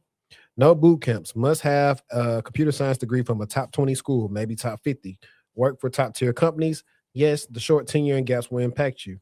They want strong passive candidates that are already employed by the competition and not even looking for a new role. Don't let the I can teach you breaking the tech folks fool you. As a tech recruiter, I'm fighting for my candidates in my life. This is a top tier candidate in my book. They said whoever did feedback on them, they said does not meet, and it's a whited out right here, talent bar in education or company types, plus hoppy. That means job hopping. Mm-hmm. But I brought that up because this circles back into kind of, we tell people some of these things is checklisted, but if you want to do certain things in your career, you got to follow what certain people are doing with their degree path. So if there's some certain thing you want to do at certain companies, then you might have to go to a Yale or Harvard or Stanford or MIT or wherever you want to go. Think about it. People think all degrees are measured on the same scale. They're not. Like even where we got our masters at, like in our area, I think is recognized as like a top program. I think even in the country, I think their cyber program is recognized. Now, I do the cyber program. However, if you still have to go match it up with, I guess maybe Georgia Tech's or some of the other people's that's just more acclaimed, you may fall short there. And a lot of people are, some of them are being strategic because they just want to get the checkbox. But then some people aren't thinking past that. And so we don't know what, like I said, I still don't know what degree she got. Mm-hmm. And why are you telling, like, I get that you're doing homework for them, but if the people find out that they're not doing it, and they could get in trouble. Yeah, academically dismissed. If this consists of me traveling the world and getting more knowledge so I can pass it on to my descendants, I'm going to do it. How I play catch up to you should not matter. Again, Your people were the slaveholders. My people were the slaves. They could not get an education, so I'm doing it today. And I think it goes to show that our education system is really based off of greed and money. So the same thing Black people have been saying for decades. Everything's about race. Yes. Yes, it is. I typed out a couple stats for you, so I'm going to look over here real quick and read them off to you. Princeton found that Black applicants were 23% less likely to be admitted to selective colleges than their white applicants with similar academic credentials. Why she keep on bringing up Ivy Leagues? I ain't gonna lie, and they gonna kill me for this, but based off of these snippets, it be reminding me of that Jasmine Crockett stuff, where how in the way they bringing up things that's not really going to the point. You are bringing up stuff. You're talking about the elite of the elite. Granted, there are white people that pay for that, but only the elite of the elite get into the Ivy Leagues. You went to Capella, a school anybody can go to and pay for it. Stick to that. She's trying to make her argument so bad that it's not working. And they're playing the black card right here. This didn't even call for none of the things that she brought up. This wasn't one of them type of things. Why you just didn't refute to what he was saying and answer the points versus trying to get people on your side and to create divisiveness based on what you're saying to see if you can win the argument. To me, you didn't win anything. You did not. Like, I want to finish it, but it's just BS already. Yeah. But I'm gonna let it play because I got to get my charger. The American Educational Research Association reports that SAT and ACT scores are strongly correlated with race and family income, not just academic ability, and their use in admissions systematically disadvantages Black applicants, reducing their likelihood of admission relative to white peers. Georgetown University Center on Education in the Workforce found that Black students are significantly underrepresented at selective colleges, not because of lack of interest or application, but due to structural barriers and biased admissions pipelines that favor white affluent students. Affluent money. Because basically, as long as you have the money to pay the tuition nowadays, you can get into whatever you want, and it doesn't really matter if you're learning the material or not. So it's already harder for us to get in, harder for us to pay for it. Y'all got money, y'all get in more. But also, what happens when we get there? Just realize I've gone through this whole video with one earring on, but we'll talk about that later. Anywho, here's a study. A randomized experiment with teachers showed that when the only difference in a writing sample was a name thought to be associated with a Black student versus a white student, teachers rated the Black labeled work lower on vague grading scales, even though the work was identical. This paper is written by Tremia. That's me. This paper is written by Reed. That's you. Identical. Reed is going to statistically get a higher score than me, just because he has a white name. The video is getting long. I hope you get the point by now. I just want to say that Black people were never invited to play the game, but now that we're here. We don't get the point. I wish I could get some of your time minutes of back. my life back because they're stupid, bro. That's the pseudo smartness that she went up there and just said a whole bunch of BS that was amounting to nothing. Like, you did those things and now you have a master's, but that is another reason why people don't take them type of schools seriously. And that goes back to the conversation of people. Some people are working so hard for these degrees, like giving it literally everything that they have just for them to get done and finished and graduate and it be looked at like that. Because if all you're doing is, and like, if I just break it down, so you wrote 10 pages a day, what do you do all day that you're able to write 10 pages every day to graduate in 36 days? Because what if you multiply that, what is that, 3,600 pages? Like, I don't know. Like, you didn't answer nothing. Like, I'm just mad. Like, don't ever try to pull the woe is me thing on stuff like that. If you would have said you got denied to these other places and Capella accepted you, I would totally understand. But that's not what you said. You just stated Black people, and all this other stuff. So I just felt like that was stupid and idiotic. Trump dropped a cyber strategy, and it is 7 pages long. So on Friday, the Trump administration released what it's calling President Trump's cyber strategy for America. And I want to be fair with this one because there are real things in here and there are some real questions too. First, the basics. It's a 7-page document. For context, the Biden administration's 2023 cybersecurity strategy was 39 pages. Trump's first term cyber strategy in 2018 was 40 pages. This one is 7, and roughly half of that is preamble. The administration said it was intentionally kept high level with more detailed guidance to follow. The strategy lays out 6 pillars: shaping adversary behavior through offense, promoting common sense regulation, modernizing federal networks, securing critical infrastructure, sustaining sustaining superior. It's happening to you. Say the word. Sustaining superior. Substaining superiority. Yeah, there we go. And emerging tech and building the cyber workforce. The headline item is the offense first posture. The strategy says the U.S. will not just defend the cyber domain; it will actively disrupt adversaries, dismantle hacker networks, sanction nations that harbor cyber criminals, and unveil and embarrass foreign espionage and propaganda campaigns. Trump's intro letter says anyone who would seek to harm America will pay the steepest and most terrible price. That's a message to China, Russia, and every other nation state actor running campaigns against U.S. infrastructure. The strategy also pushes AI-powered cybersecurity tools to defend federal networks, post-quantum cryptography for future proofing, and zero trust architecture across government systems. It pushes critical infrastructure protection and says it wants to prioritize U.S. made over adversary made products in the supply chain. Trump also signed an executive order the same day directing the DOJ to prosecute cyber enabled fraud and the State Department to impose sanctions on nations that tolerate cybercrime. Now, for the but, and there are a few, the strategy acknowledges CISA, the country's top cyber defense agency, but CISA has lost over a third of its staff under this new administration. Its acting director was just reassigned. Multiple senior officials have left or been pushed out. The top Democrat on the House Homeland Security Committee called the strategy underachieving and said it's full of vague platitudes with no concrete blueprint. And this document dropped the same week the FBI's wiretap system got hacked. What I will say about this is that I think that our strategy does need to be a bit longer than 7 pages.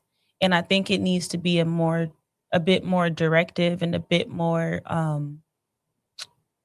specific in the guidance that needs to be followed. So I guess the only thing for us to do is just to kind of wait to see what comes out of it, which we typically, that's what we're doing here these days. But I just thought it was interesting to give you a little bit of perspective on what is actually in the document. Yeah. I think the biggest one that they're having issues with is CISA, having issues with CISA, and pretty much they short staff, and they've been ever since the government cuts and all that kind of stuff. Like that's like the real big one that people really should be fixating on. Yeah. So combine that, and then you got the FBI stuff. Everything's piss poor. Everything is for real. Piss poor. For real. And it upsets me because it's like in the private, like there's no way possible that it should be harder to get jobs in the private sector than it is in the public. And then the public now is like a mess. They're behind. They know what they're doing. It's a mess, bro. Ransomware's front door remote access tools. A new 2026 report from CIO Dive and cybersecurity insurance firms confirmed that remote access tools, VPNs, and RDP are now the primary entry point for ransomware, accounting for 3 in 5 attacks. The credential walk-in. Hackers aren't breaking in with complex exploits anymore. They are buying stolen credentials and walking in the front door. You know, that's something that we didn't really talk about a lot, where people are thinking about fortifying so much things like, hey, you need to be looking at the dark web and see if any of y'all employees' credentials are out there. VPN risk. Organizations using self-managed VPNs like older Cisco or Citrix setups were 11 times more likely to be hit by ransomware than those using modern zero trust cloud access. In 2025 and 2026, attackers shifted focus from RDP to targeting vulnerabilities in network devices like Avanti and Fortinet bugs we've seen. If you're an IT manager or sysadmin, your number one priority is killing the password. If your remote access doesn't require hardware-based MFA like a YubiKey, you are effectively leaving your front door unlocked in a bad neighborhood. What do you mean by that? But yeah, I think that a lot of organizations are going to passwordless for sure. Let's get there. It's helping out. Let's get there quickly. But the thing is, once you go to passwordless, people start forgetting their passwords. So you got that going on as well too. Third, let's see. Let's go back to Wait, there's no password. You mean they pin? So typically, normal infrastructure now for some people, if they don't use Microsoft for like all their suites of things, you might have like AD here, Okta here, and then like whatever you want to be your passwordless identity solution, that'll be in there. So now you'll have to log on like normal, and then you have to log on to the passwordless system. But now, if they have everything set up correctly, then you really will only have to type in your password once while you're on your computer, and it'll connect. Also, it'll help you connect to your VPN. So it'll say, hey, do you have this passwordless system on your phone? Do you have it on your machine? It's just another way to verify you are who you say you are. So that's technically the one password that you have to remember, but it still makes it tough because you got that, and then you got still got your password managers and all the different things. But it does make it a little bit easier for people not to, if they do get into your environment, that's another layer of conditional access. So if they don't have this, and this, they can't access nothing from externally. So they'll be out of luck. So where they have to rely on getting some RDP or something like that on the host or in a network in order to gain access. Yeah. So I think that people need to just be careful. And I think that a lot of companies feel like, oh, we have all these requirements that we have to abide by, and passwordless authentication isn't there yet in terms of whatever their audits and, stuff is. And this is like real life. Mm-hmm. But there's so much power. Just taking them passwords away from them users. Just take them away. Yeah, especially they should. So, and then the simple solution is, hey, if you don't have passwordless, then make all these passwords connect to your SSO. So now you got one password for everything. So now all them passwords expire once your password for your SSO expires. Mm-hmm. That makes it easier. A lot of times that you got all 5, 7, 10 different passwords. And now, granted, this is different. We're not talking about anything's privileged. If you got privileged accounts, they should have separate passwords. And of course, they got separate parameters on the privileged accounts. There's certain things that you shouldn't be able to do with a privileged account. But for the most part, that's how you should kind of have your environment for identity and access management, at least like an easy part. Now, if we get into the what is it called? When you put something in the middle. Centralized. There we go. I couldn't think, man. I thought you was holding up Illuminati. Nah, you gotta, when you centralize it, like, what is that? Centralize, and then you automate your identity access management policy. I think it gets a little bit different on what you want to do with automating those things and all the different stuff. But for the most part, I think that's still always going to be the biggest thing.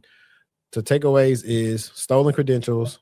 If you know you got hacked, or having your threat intel team scout the dark web or use of different services that say, hey, your credentials was found, please reset them. Also, don't make your password at work be similar to your personal password. So if your personal stuff was hit, somebody said, let me see where they work at. Let me see if this password works. They should be different passwords. You see people do that a lot, reusing the same passwords for both things. So doing that, better VPN solutions, upgrade your VPN. Do not use any out-of-date VPNs because it's going to cost you, because they're just old. You just got to update with the times.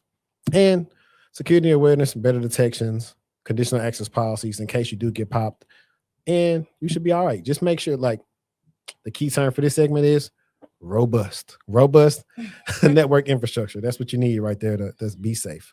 Today is actually International Women's Day, so I have a cute article for all of the gals that are tuning in. Shout out to y'all. Women are leaving tech in Europe, and AI is about to make it worse. So, in light of today being International Swimming Day, I saved this story for last because it deserves to be heard and it deserves our attention. So, a brand new report from McKinsey, analyzing 4 million LinkedIn profiles across the EU, combined with OECD data and workforce analytics from AI hiring platform Findem, dropped this week with a message that should alarm every tech company and policymaker in Europe. Women are disappearing from tech, and it's getting worse. In 2025, women made up just 19% of core tech workers in Europe. That's already low, but it's also down 3 percentage points from the year before. In an industry where the talent gap is already projected to reach between 1.5 and 3.9 million people by 2027, losing ground on women in tech isn't just an equity issue, it's an economic crisis. Here's where the pipeline breaks. Girls actually slighter outperform boys in STEM subjects in primary and secondary school. They're doing the work, but only 32% of female students choose a tech related bachelor's degree. And then from that group, only 19% end up in actual tech roles. The funnel is leaking at every stage. Career progression is even worse. Women's participation drops up to 18 percentage points before reaching management role. The result, women hold just 13% of management positions in Europe tech companies. So you're fighting to get in, you're fighting to move up, and most of that is a losing fight. Now we have AI entering the picture. And this is the big moment. AI is eliminating a lot of entry level tech roles, which are often the on ramp that women use to break into the industry. But it's also creating massive demand for mid level and senior roles that combine technical depth with strategic judgment, ethical oversight, and governance skills. The McKinsey report actually calls this an opportunity if companies deliberately invest in reskilling mid career women into AI adjacent roles. The talent gap could be solved and gender representation could improve at the same time. But that's not happening on its own. And the rollback of DEI programs in the US and increasingly in Europe is making it less likely without policy intervention. So, what I want to say on this nice, lovely International Women's Day is that this data is big. Girls are outperforming in school. Women are getting PhDs. The problem is not the pipeline, the problem is the doors that close after the pipeline. We have culture bias in advancement. We have a lack of mentorship at senior levels. We have caregiving burdens with no support structure, which are really the leaks. And then, of course, we talked a little bit about AI, which was supposed to be this great equalizer, but it might actually widen that gap that we're kind of talking about here. But that's that. Yeah. I definitely I'm mad I can't find the other article I had because it was going to tie in to the stuff about Black people, women, leadership, and all the other stuff. And, you know, how I see a lot of times women leave leadership just because it's an ongoing fight, never-ending battle. I know. You feel like it's because of mental burnout? Yeah, because you have people that do not just want to serve on the Black women. I've seen it. I've literally seen it. I've seen it happen. And vice versa for a Black man. You'll see it happen to where, like I said, it's not a lot. Like, think about it. Sarah Bond just stepped down from the president, or was she the president or CEO of Xbox Live? Yeah, I mean, she just stepped down. We're not gonna see like another Black woman take her spot. Granted, I want people also to know, like, hey, the Black people that always get put in leadership positions, I'm gonna say most of the time, because there could be somebody come nitpick me or whatever. They mostly are overqualified for what they're supposed to be doing. And they had to work extremely hard to get there. Now, I think also, if I go back to the point about women disappearing, I know over the last 6 years, I met like a lot of different women that are making a lot of money, and whether it's in cybersecurity, tech, or other avenues. And a lot of them really realize after the grind's like, a lot of them say, I just want to be married, have kids, and have somebody to take care of me. Because of, I think innately, if everybody could just follow their passions, they probably wouldn't be doing what they want to do or doing what they currently do to make money. And I think that's one of those things as well too. Whereas I think I said a show where it's like, you know, I think the girls are outperforming the boys, and which I think is true, because I think women are a little bit more detail oriented than men, just by and large. Like, yeah, fixate on everything. Not too much. It's International Women's Day. Yeah, I do, but that's what makes y'all good in cyber. That's why I always try to get women on our team because they are detail oriented. Whereas, you know, the male probably a little bit more big picture, more they may get tired of sitting down and learning. Like it's just different learning styles, I would say too, when it comes to that as well. Question. Mm-hmm. If money wasn't an issue, what would you spend your time doing for a living? I actually would spend my time doing this if money wasn't an issue. Full time? Yeah. Period. I think I would spend my time doing this on top of other stuff. Just because I think I would. But I actually, in a perfect world, I would do this, but also I'll probably have my own company where I do like the same stuff you're doing. Yeah. Like I love like the cool stuff. Like sometimes I hate that I like watching TV because TV be making I love TV so bad. TV be making you want to go be either a lawyer or low key want to work for a law office. You know, dope. It's and they actually have people that work there. Yeah, they be think paying. about it from a forensic perspective. They might need somebody on board. Yeah, they be paying. They got one. They got some roles in Dallas for that. It's a guy. I'm not opposed to that either. One of my old clients actually was like a sysadmin at a law firm, and now he's a security engineer for another company. But no, because I'm very intrigued at the different cases that come in. It's same. Like I would love to go work in what was it called? What was Jessica's last name on Suits? I don't know. I didn't watch it. Really? Nope. Thank you. Well, anyways, Harvey Specter, Lit, and I forgot what her last name was. You work with Jax? Oh no. You would work with Jax. Jax tried to come in there a little too cute. We need to be about business. You can be cute and be about business. That's not what I mean. And you know okay. Think about it. Lewis do work with the computers and stuff too. He do. But he a game developer. But he was getting finessed by that dude. Yeah, for real. But he would have been out the door quick. But I'm just saying, you know, like it's some people that's coming to work and there's some people that's trying to be seen being cute at work. That's what I mean. Jax be trying to be seen. Especially let what's your boy name? The bald head. Let Morris Chestnut come in the room. You know she's trying to be seen. So whereas now Lincoln Lawyer, he be getting his stuff too, but this last season was pretty interesting. But definitely that. And speaking of that, while we are at a little bit of segue, like, are you caught up on Cross yet? No. What about Paradise? I ain't even started.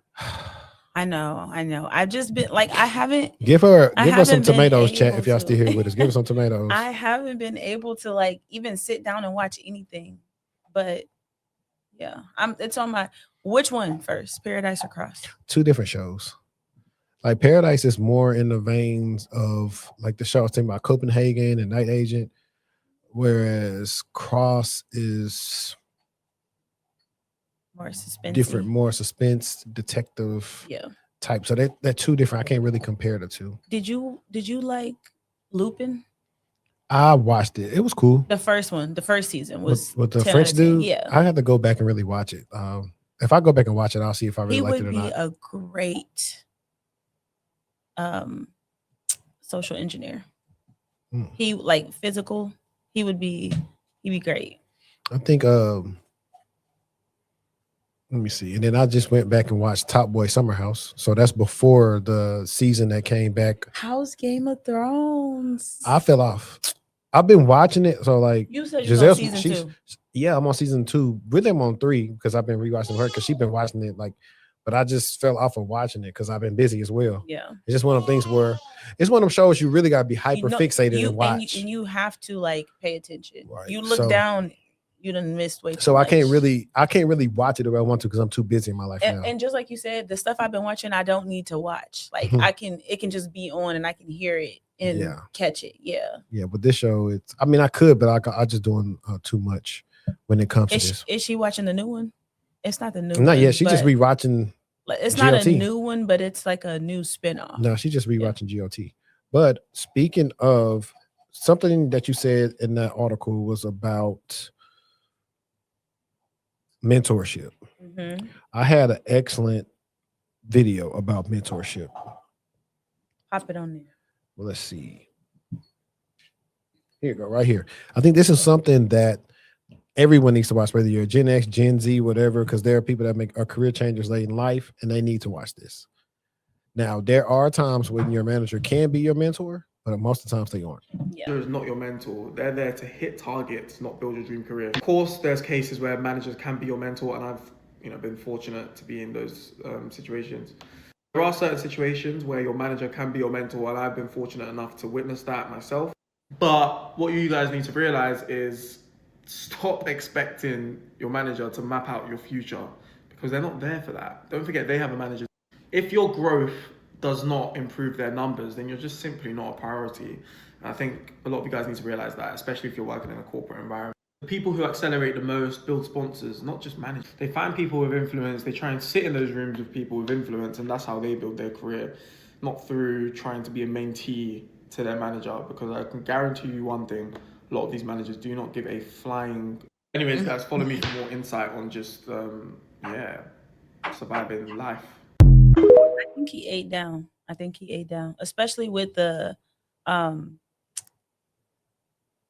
a lot, especially if you're in tech, if you're in big tech, a lot of these companies have this high performance, culture. And just like he said, if you're not moving the needle significantly, you can move the needle, right? And it can just be by the bare minimum. But if you're not moving it significantly, you're not at the top of their list. And also, your manager I kind of don't all the way agree with him. So your manager, I feel like a good manager should be able to help you if you don't know, but I do think you still should come forth with something. Like if you were my manager, right? And I'm like, okay, well, I'm considering doing this and this next. You maybe can introduce me to some people who do A or B, and I can decide based on those conversations and interactions if I'm into it. However, what I can't do is come to you and say, I have no idea, and then expect you to help me figure something out. You have to come with something already prepackaged in order for them to make it better, Right. If they're a good manager, because everybody doesn't have one. For sure. Yeah. So what I would say is this. I've been doing this all day. Visibility. That's a big one. So visibility. Giving reading rainbow. Hey, they need it sometimes. You got to put it right in their face. I did a LinkedIn learning course about this. One of the first things I learned when I got to Goldman Sachs was that my manager put me to the side and said, yo, if you stay here, the way you do, similar to what we're saying, get visibility, sponsors, all these people will decide when you get promoted and all this other stuff. That's one part of it, of how to promote your career. Second thing is you need to know what your end goal looks like. Like you said, you're going to have to present something to them, because most companies do not have a roadmap on, hey, if you start here, you can do this, you can do this, you do this, do this. You're not really going to find a lot of places. You got to figure out what you want to do, or you'll be the trailblazer to build that out. Now, granted, at a lot of companies, you'll find out that sometimes roles don't even come open frequently on like the team you work on. And so you may have to go somewhere else in the org, which is not unheard of. Third, some companies do have the thing where you can find like a mentor, like has this thing where you can get paired up with a mentor. You can do that. Or what I did sometimes is I just go find these people, search them on like wherever they work, or who's like, let's say it's a job I want to do. Now I see who's reporting to, and I can find them. This person be cool. So now you go throughout the way and introduce yourself, a person that you'll never interact with, and now they know your name. You can start coming up in some places, but like, hey, that guy from such and such team, he may not be what we need right now, but I think they got a good foundational skill set to work with us, in the future. That's kind of how you start getting on the radar. But you have to be the person to put yourself out there. That's the initiative. There we go. So every time it in, the initiative that you need when it comes to being in corporate America. You definitely have to have the initiative. The most successful people they just get it, and they got it, and it's understood. I kind of want to piggyback off what you said. Sometimes the people who are watching this video might feel like, but that's still not enough. Like, what do I say? Some things that you can say if you don't quite know what you want to do is maybe ask your manager, what do folks typically do after this role? Or what do folks typically do before this role? And then you can have some conversations with people who are in that role or were in that role and they've switched to a different job title or a different area within the business. But you got to come with something for real. You got to come with something. And if you don't, you'll never talk about it. And you'll never talk about your career growth and progression in that one-on-one. It'll just be those check-ins. This is what I've been doing. This is what I've been doing. This is what I've been doing. Instead of this is what I've been doing and this is what I'm trying to do. Right. So the easiest way too sometimes is you find the smartest person on your team, go stalk their LinkedIn, see how they got there, and open up to them. And if you start showing yourself worthy, you can build an unofficial mentee mentor relationship that way. Then now it's another way where you start coming up and opening doors and getting tasked for doing certain projects because you've aligned yourself with the right people who are already making the impact. And that makes it an easier way for you to get a role, where we always talk about how you're interviewing for roles and they already knew who they want internally, just have to post a job. That's how you put yourself in the position to get those type of roles. Yep. So that's how you do that. Let's see. What else did we have? Oh, we got the special one for you. Being a rich woman. Hang on. Here's how this is. So guys, to preface this is a video for the women who get called big money. Things I want to tell young women is that this I'm just a girl, oh I didn't know, the innocence thing, that's fine and cute and dandy, but once you make over a certain amount of money, that's not going to fly. People don't care, oh I'm the personality hire.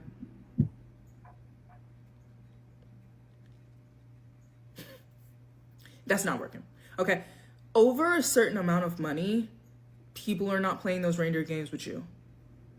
The expectations are much higher. The stakes are much higher. And that is because that company is paying you well over $10,000, $20,000 a month before taxes. That has to clear their account. The jokes are no longer funny. the being cute, is no longer a thing.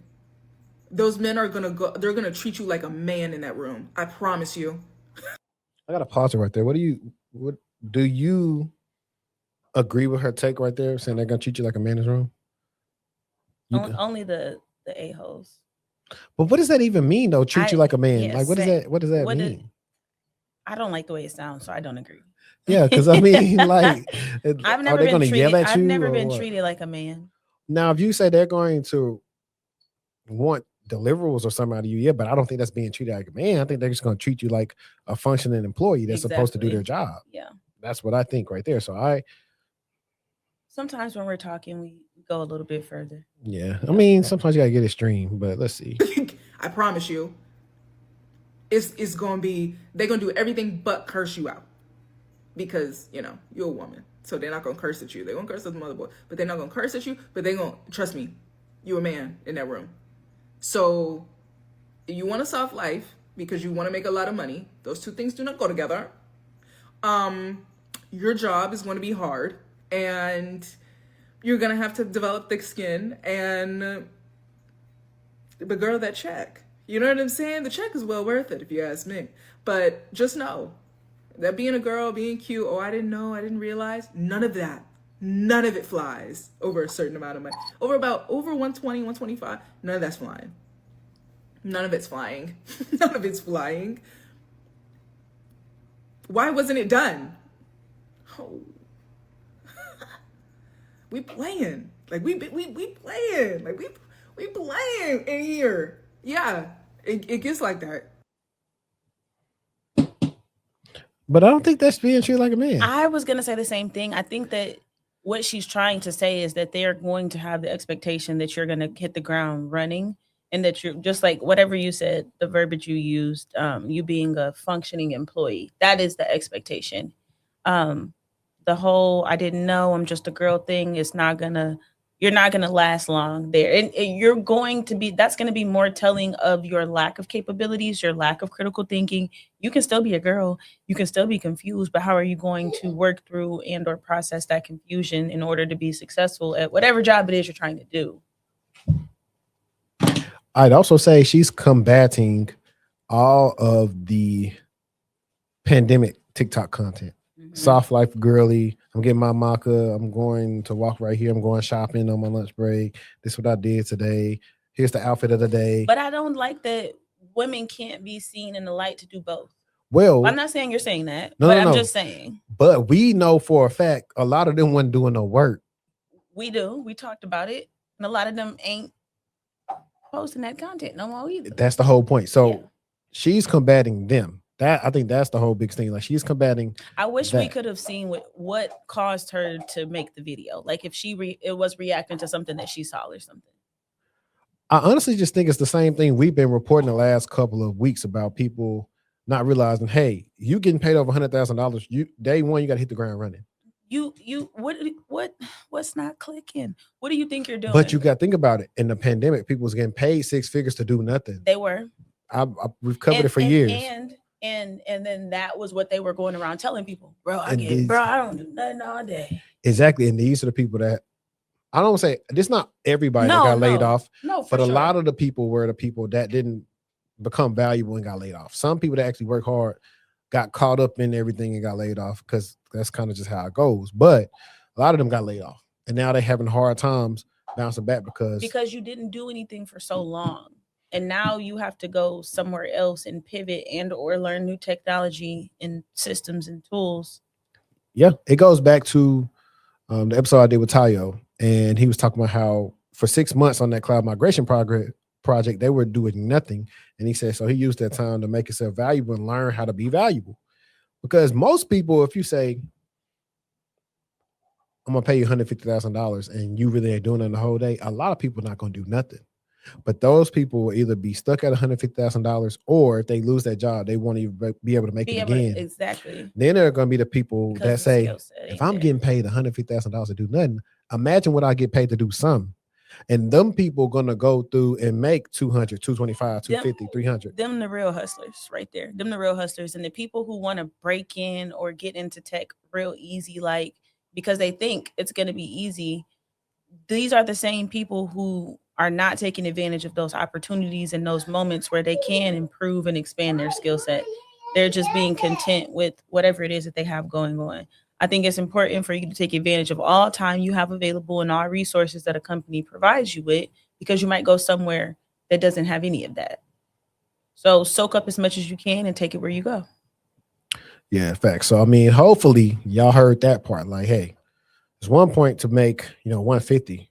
Take that knowledge and double that, triple it, whatever you want to do.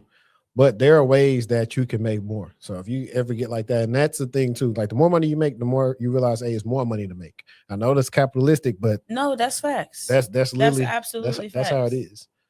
And let's see. I think this is one because I want to show some people how to navigate HR when you're on LinkedIn if you're looking for a job at your current company. And then we got one about the fiancé costing a job. So let's see this. HR department screenshot one of my clients' activity on LinkedIn. Out of over 200 people at this point, this is something that's never happened. And it's actually something that I tell people, don't stress. It's not that deep. They're not looking at you. But today it happened. And that is a sign more than ever that you need to go.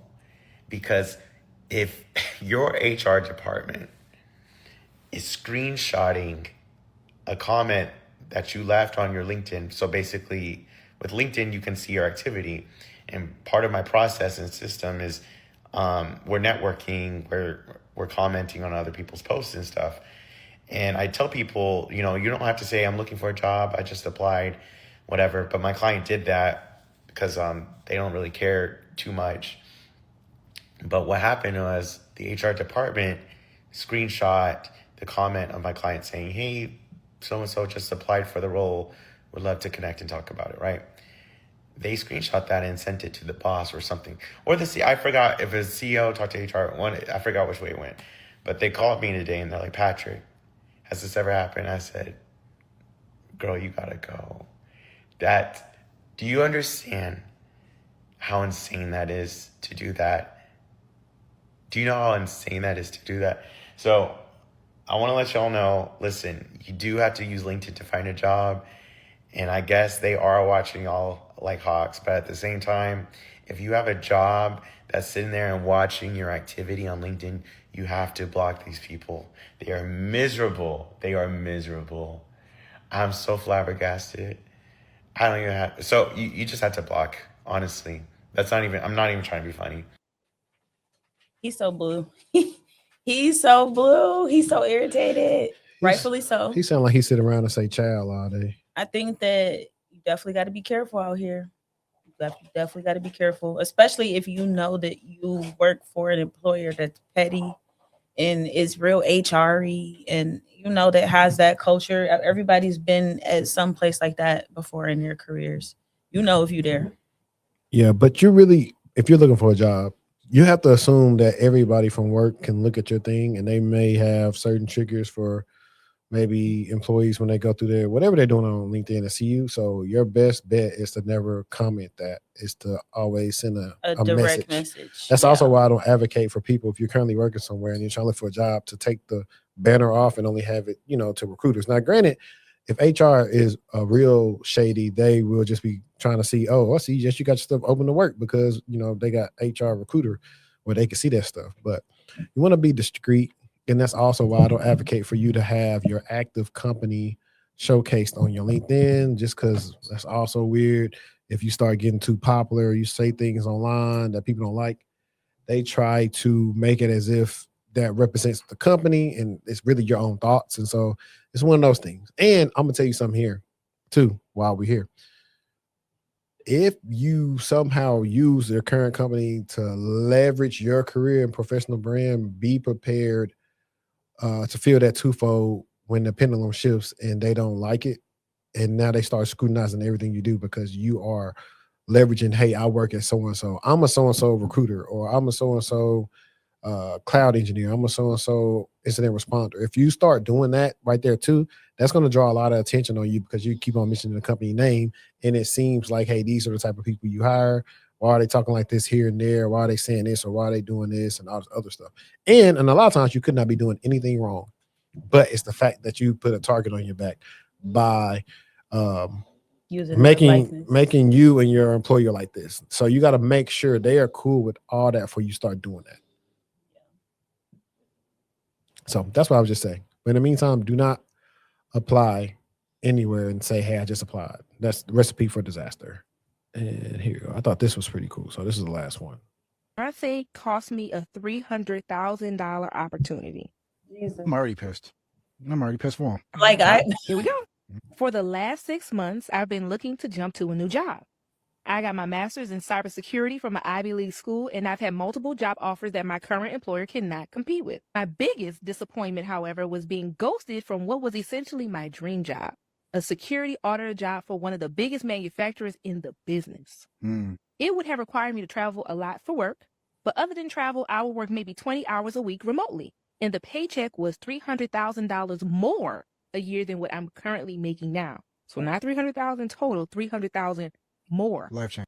Just gotta stop. Like, what manufacturer you think they was interviewing at?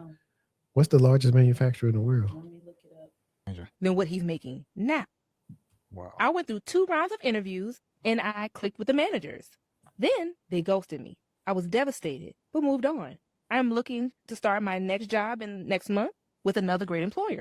My fiance hated the idea of getting the original job. I would be gone for weeks, sometimes a month at a time, multiple times a year. I wanted to start a family, and so did she, and she told me she did not want to raise our future children alone, even if that meant she could quit her job and be a stay-at-home mom. She refused to talk about it as well, shaming me for even considering the job, when it would put us in a financial situation I could have only dreamed of as a kid. Maybe if we talked about it, we could have found some middle ground, but honestly, maybe this would have been the irreconcilable differences that ended our relationship.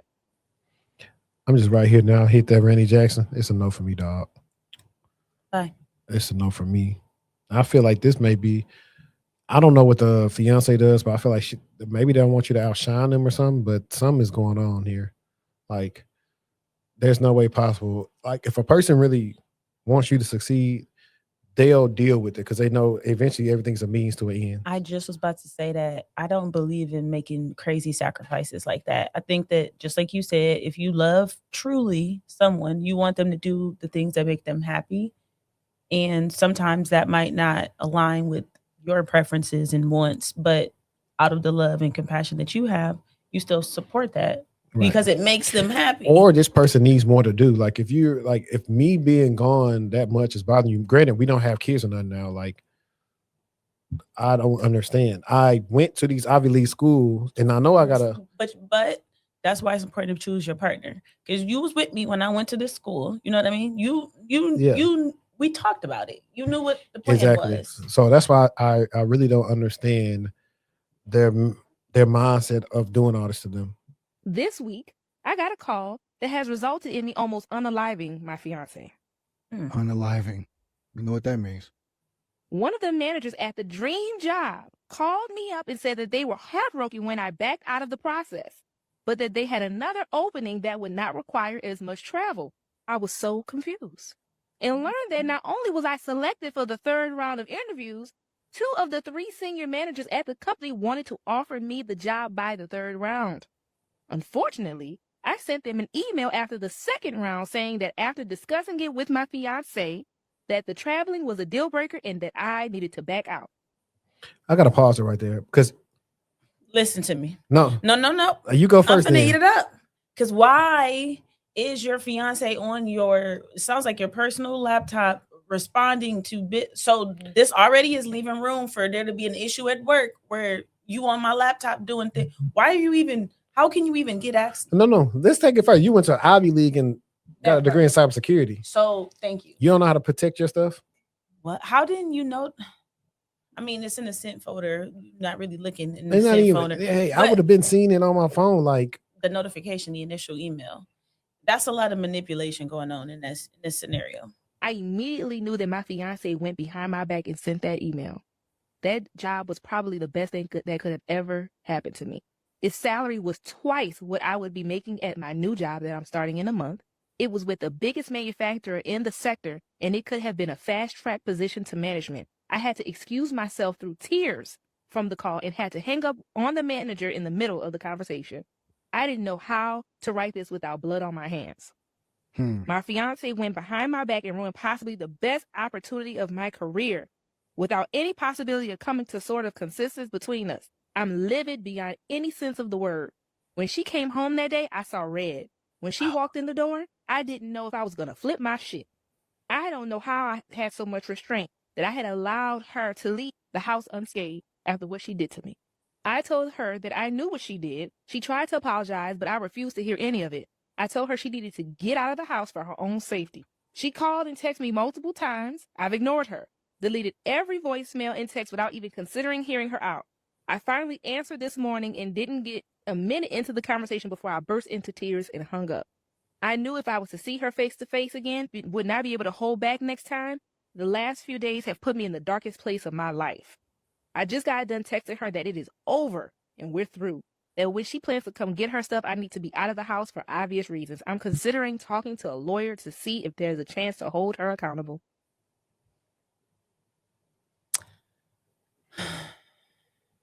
I ain't mad at him for breaking up with her. What's that little show? And luckily, they were not married. And luckily, he was able to get, I'm assuming it's a he or she, they were able to get out the situation before that became an issue in the marriage. That is so unforgivable. You remind me of imagine working. Do you know how hard it is to get a job today? Paying twice, you already making 300,000 more. Do you know how hard it is to get a job today? Well, what's on that is Cameron and Drake say, "Give me my ring back. Can't keep that shit. Give me the ring back. Give me my necklace back." Like, no, I mean, he's like, I ain't gonna lie. It's probably some people in his family that are like, "Hey, fam, just slide me some, and I got you." Just because, ain't no way. You can feel how you want to feel. Not saying you, her, can feel how you want to feel. You didn't even try to have a conversation with it. Like, you went full on. She overstepped. That's beyond overstepping. And then this was something that was going to change your life, not just his life, your life. Yeah, she created that. Boy didn't turn into Future. He gonna have a lot of trust issues. I would. Oh, God bless him. I hope he's able to stay connected with those part people. Part of me want to say no with this fake, because I don't really believe. I don't know any woman out here that's gonna trip. Okay, cool. I ain't really got to work if I don't want to. I can have a soft life. He doing this and that. I don't know anybody like that. Life be so ridiculous. I believe it. I do too. But I'm just saying, I really, they're just, if she was this sound like people, I don't know. I'm angry. I'm mad for him. I'm angry. I'm angry like it's because me. I visualized like when he said like he was like, imagine. Let's just say let's break this down. Imagine if this was a first generation student, right?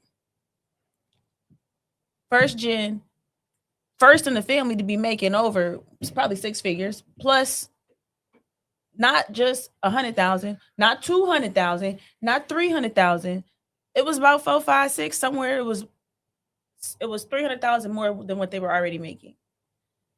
Come on, come on, man. What? And the whole killing part about it is the fact that they was gonna offer him. It was his. They was gonna offer him.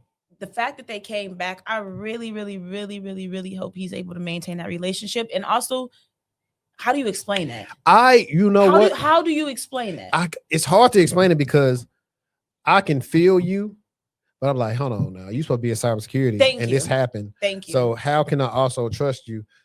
Because my only thing is like this one I be wanting to get. This is like, see, we should start a whole niche where like I'm so upset. We should start a firm where we do PI stuff for stuff like this. Because how do they did they using his phone? Was it an older phone? Because the new like iPhones. They test to see if you're actually up and not sleep. Because old phones, you can face unlock somebody like this and unlock. Now they want to make sure that you're up. So they have this patented technology that can check for you being up. Does that happen? Is it one of those? This is why I believe like there should be some segmentation. Like it's not a fact that I'm being like sneaky or anything.